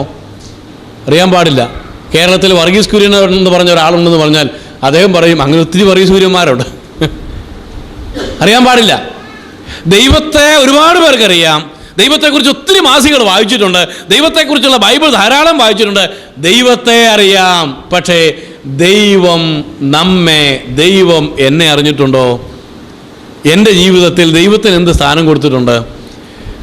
നമുക്ക് വേണ്ടി ഭൂമിയിലേക്ക് വന്ന് ദൈവത്തെ വെളിപ്പെടുത്തുവാൻ വന്ന നമ്മുടെ കർത്താവായ യേശു ക്രിസ്തു നമ്മുടെ പാപത്തിന് പരിഹാരത്തിന് വേണ്ടി മരിച്ചവനാണെന്നുള്ള പൂർണ്ണമായ വിശ്വാസത്താൽ ആ ക്രിസ്തുവുമായി ഒരു ബന്ധമുണ്ടാകാൻ, നാളാം പ്രതി വ്യക്തിപരമായൊരു ബന്ധമുണ്ടാകാൻ നാം മനസ്സുവെച്ച് നമ്മുടെ ഈ ജീവിതങ്ങളിലേക്ക് ആ രക്ഷകനെ ഹൃദയം തുറന്ന് ക്ഷണിച്ച് അവനെ സ്വീകരിക്കാൻ നാം മനസ്സ് വെച്ചാൽ കർത്താവ് നമ്മുടെ ഉള്ളിലേക്ക് വരും. ഇവിടെയാണ് ദൈവം വസിക്കാൻ ആഗ്രഹിക്കുന്ന ആലയം. മനുഷ്യൻ കൈപ്പണിയായി നിർമ്മിക്കുന്ന ക്ഷേത്രങ്ങളിൽ ദൈവം വസിക്കുന്നില്ല. ഒരു പള്ളിയിലോ ഒരു ക്ഷേത്രത്തിലോ ഒരു ആരാധനാ സ്ഥലത്തോ ദൈവമില്ല. അത് മനുഷ്യ നിർമ്മിതങ്ങളാണ്. ദൈവം വസിക്കാൻ ആഗ്രഹിക്കുന്നത് ഹൃദയത്തിലാണ്. ഗാത്രമാണ് ക്ഷേത്രം. ഈ ഹൃദയമാണ് ദൈവത്തിന് വേണ്ടത്. ഈ ഹൃദയത്തിൻ്റെ സിംഹാസനത്തിലാണ് ദൈവം ഇരിക്കാൻ ആഗ്രഹിക്കുന്നത്. ഈ ഹൃദയത്തിലേക്ക് രക്ഷകനായ ക്രിസ്തുവിനെ സ്വീകരിച്ച് ഹൃദയത്തിലേക്ക് അവനെ ഏറ്റുവാങ്ങി അവനെ സ്വീകരിക്കാൻ മനസ്സാണെങ്കിൽ താൻ നമ്മുടെ ഉള്ളിലേക്ക് വരും. പാപം നിറഞ്ഞ, അസമാധാനം നിറഞ്ഞ, അസന്തുഷ്ടി നിറഞ്ഞ, ലക്ഷ്യബോധം നഷ്ടപ്പെട്ട ഏത് തരത്തിലുമുള്ളതുമായ ഹൃദയവുമാകട്ടെ, ഈ ഹൃദയത്തിലേക്ക് യേശു ക്രിസ്തു വന്നു കഴിഞ്ഞാൽ ദൈവത്തിൻ്റെ ആത്മാവിൻ്റെ സഹായത്തോടെ നമുക്ക് ദൈവത്തെ അറിയാൻ സാധിക്കും. ദൈവത്തെ അറിഞ്ഞും ദൈവം എന്നെ അറിഞ്ഞുമിരിക്കെ. എന്തോ ഒരു അനുഗ്രഹീതമായ ബന്ധം. നാം ദൈവത്തെ അറിയുന്നു, അത് മാത്രമല്ല ദൈവം നമ്മെ അറിയുന്നു. ഞാൻ ദൈവത്തെ അറിയുന്നു, ദൈവം എന്നെ അറിയുന്നു. എൻ്റെ ജീവിതത്തിൽ എൻ്റെ പേര്, എൻ്റെ സ്വഭാവം, എന്നെ സംബന്ധിച്ചുള്ള എല്ലാ കാര്യങ്ങളും അറിഞ്ഞ് എന്നെ നയിക്കാൻ, എന്നെ അനുഗ്രഹിക്കാൻ, എൻ്റെ കുടുംബത്തെ സഹായിക്കാൻ, എൻ്റെ പ്രശ്നങ്ങൾക്ക് പരിഹാരം തരാൻ, ക്രൈസിസിൻ്റെ നടുവിൽ എനിക്ക് ലക്ഷ്യബോധം തരാൻ, എന്നെ നേർപാത കാണിക്കാൻ ഒരു ദൈവം ഉണ്ട് എന്നുള്ളതായ ആ വിശ്വാസം, ആ ആശ്രയബോധം നമ്മെ പ്രശ്നങ്ങളുടെ മധ്യത്തിൽ ഇളകാതെ നിൽക്കാൻ സഹായിക്കും. വഴി അറിയാതെ പകച്ചു നിൽക്കുമ്പോൾ വഴി കാണിച്ചു തരുന്ന ദൈവത്തിൻ്റെ സാന്നിധ്യം മനസ്സിലാക്കാനിടയായിത്തീരും. ഈ ദൈവം നമ്മുടെ ജീവിതത്തിൽ ആരാണ്? ദൈവത്തെ അറിയാൻ മനോഹരമായ ബൈബിൾ, വെളിപ്പാടിനാൽ ആത്മനിശ്വസ്തതയുടെ ഫലമായി എഴുതപ്പെട്ട ബൈബിൾ, ആത്മാവിൻ്റെ പ്രകാശനം തന്ന് ദൈവത്തെ വെളിപ്പെടുത്തി തരുന്ന അനുഗ്രഹീതമായ ബൈബിൾ. അതിലെ ആഴമായ സത്യങ്ങൾ മനസ്സിലാക്കാൻ ഒരു കാര്യം കൂടി പറഞ്ഞിട്ടുണ്ട്. അതിനാണ് വ്യാഖ്യാനം. ഞാനത് വിശദീകരിക്കുന്നില്ല. പലയിടങ്ങളിലായി ചിതറിക്കിടക്കുന്ന ബൈബിളിലെ ആശയങ്ങൾ ഒരുമിച്ച് കൂട്ടി യോജിപ്പിച്ച് കോർത്തിണക്കി അവയെ പഠിക്കുന്ന പഠനത്തിന് പറഞ്ഞ പേരാണ് വ്യാഖ്യാനം. അത് ഇവിടെ വളരെ പ്രസക്തമായി പറയേണ്ട ആവശ്യമില്ല എന്നെനിക്കറിയാം. അതുകൊണ്ട് ഞാൻ ആ ഭാഗം അങ്ങ് വിടുകയാണ്. ബൈബിളിനെ കുറിച്ച് അനുഗ്രഹീതമായ 4 പാഠങ്ങൾ. The revelation of God. God is A God of revelation. He did not want to hide himself from his creation. Rather, he wanted to reveal himself as much possible as possible. So God revealed himself. And the revelation of God has been written down in human language. That is the Bible. Since we have got a Bible, God provided an assistance by the Holy Spirit. When we go through the Bible, He gives a sufficient light upon the Bible, provided that we have the Spirit of God, or we have received the Lord Jesus Christ into our personal lives. നമ്മളെക്കുറിച്ച് തന്നെ ഒരു തിരിഞ്ഞുനോട്ടം നടത്തി. ഈ ഒരു അനുഭവം എൻ്റെ ജീവിതത്തിൽ ഉണ്ടായിട്ടുണ്ടോ? ഞാനും ദൈവവുമായിട്ട് എന്ത് ബന്ധം? എനിക്ക് ദൈവത്തെ അറിയാം, ദൈവം എന്നെ അറിഞ്ഞിട്ടുണ്ടോ? വ്യക്തിപരമായ ഒരു ബന്ധം. ദൈവാത്മാവിൻ്റെ ഉള്ളിലേക്ക് വന്നിട്ടുണ്ടോ? ക്രിസ്തു ഉണ്ടെങ്കിൽ ആത്മാവുണ്ട്. യേശു ക്രിസ്തു എൻ്റെ ജീവിതത്തിലേക്ക് വന്നിട്ടുണ്ടെങ്കിൽ ദൈവാത്മാവിൻ്റെ സഹായത്താൽ ദൈവവചനം പഠിക്കാൻ സാധിക്കും. തൃത്വം തുടങ്ങിയതായ കാര്യങ്ങൾ മനസ്സിലാക്കാൻ സാധിക്കും. നമ്മെ തന്നെ കർത്താവിനായിട്ട് സമർപ്പിക്കുകയും വരുന്ന ദിവസങ്ങളിൽ നമ്മുടെ പഠനം ഇനി തുടർന്ന് തൃത്വം എന്ന വിഷയത്തിലേക്ക് നാം നേരിട്ട് പ്രവേശിക്കുകയാണ്. ദൈവത്തെക്കുറിച്ച് അറിയുക, ദൈവത്തെ അറിയുക, ദൈവം നമ്മെ അറിയുക. കർത്താവ് നമ്മെ എല്ലാവരെയും സഹായിക്കട്ടെ. കടന്നു വന്ന് നിങ്ങൾക്കെല്ലാവർക്കും ഒരു പ്രാവശ്യം കൂടെ നന്ദി അറിയിക്കുന്നു. വരും ദിവസങ്ങളിലും കടന്നു വന്ന് ഈ തുടർച്ചയായിട്ടുള്ള ഭാഗങ്ങൾ പഠിക്കണം എന്ന സ്നേഹത്തോടെ ഞാൻ നിങ്ങളോട് പറയുകയും ചെയ്തുകൊണ്ട് ഇവിടെ അവസാനിപ്പിക്കുന്നു.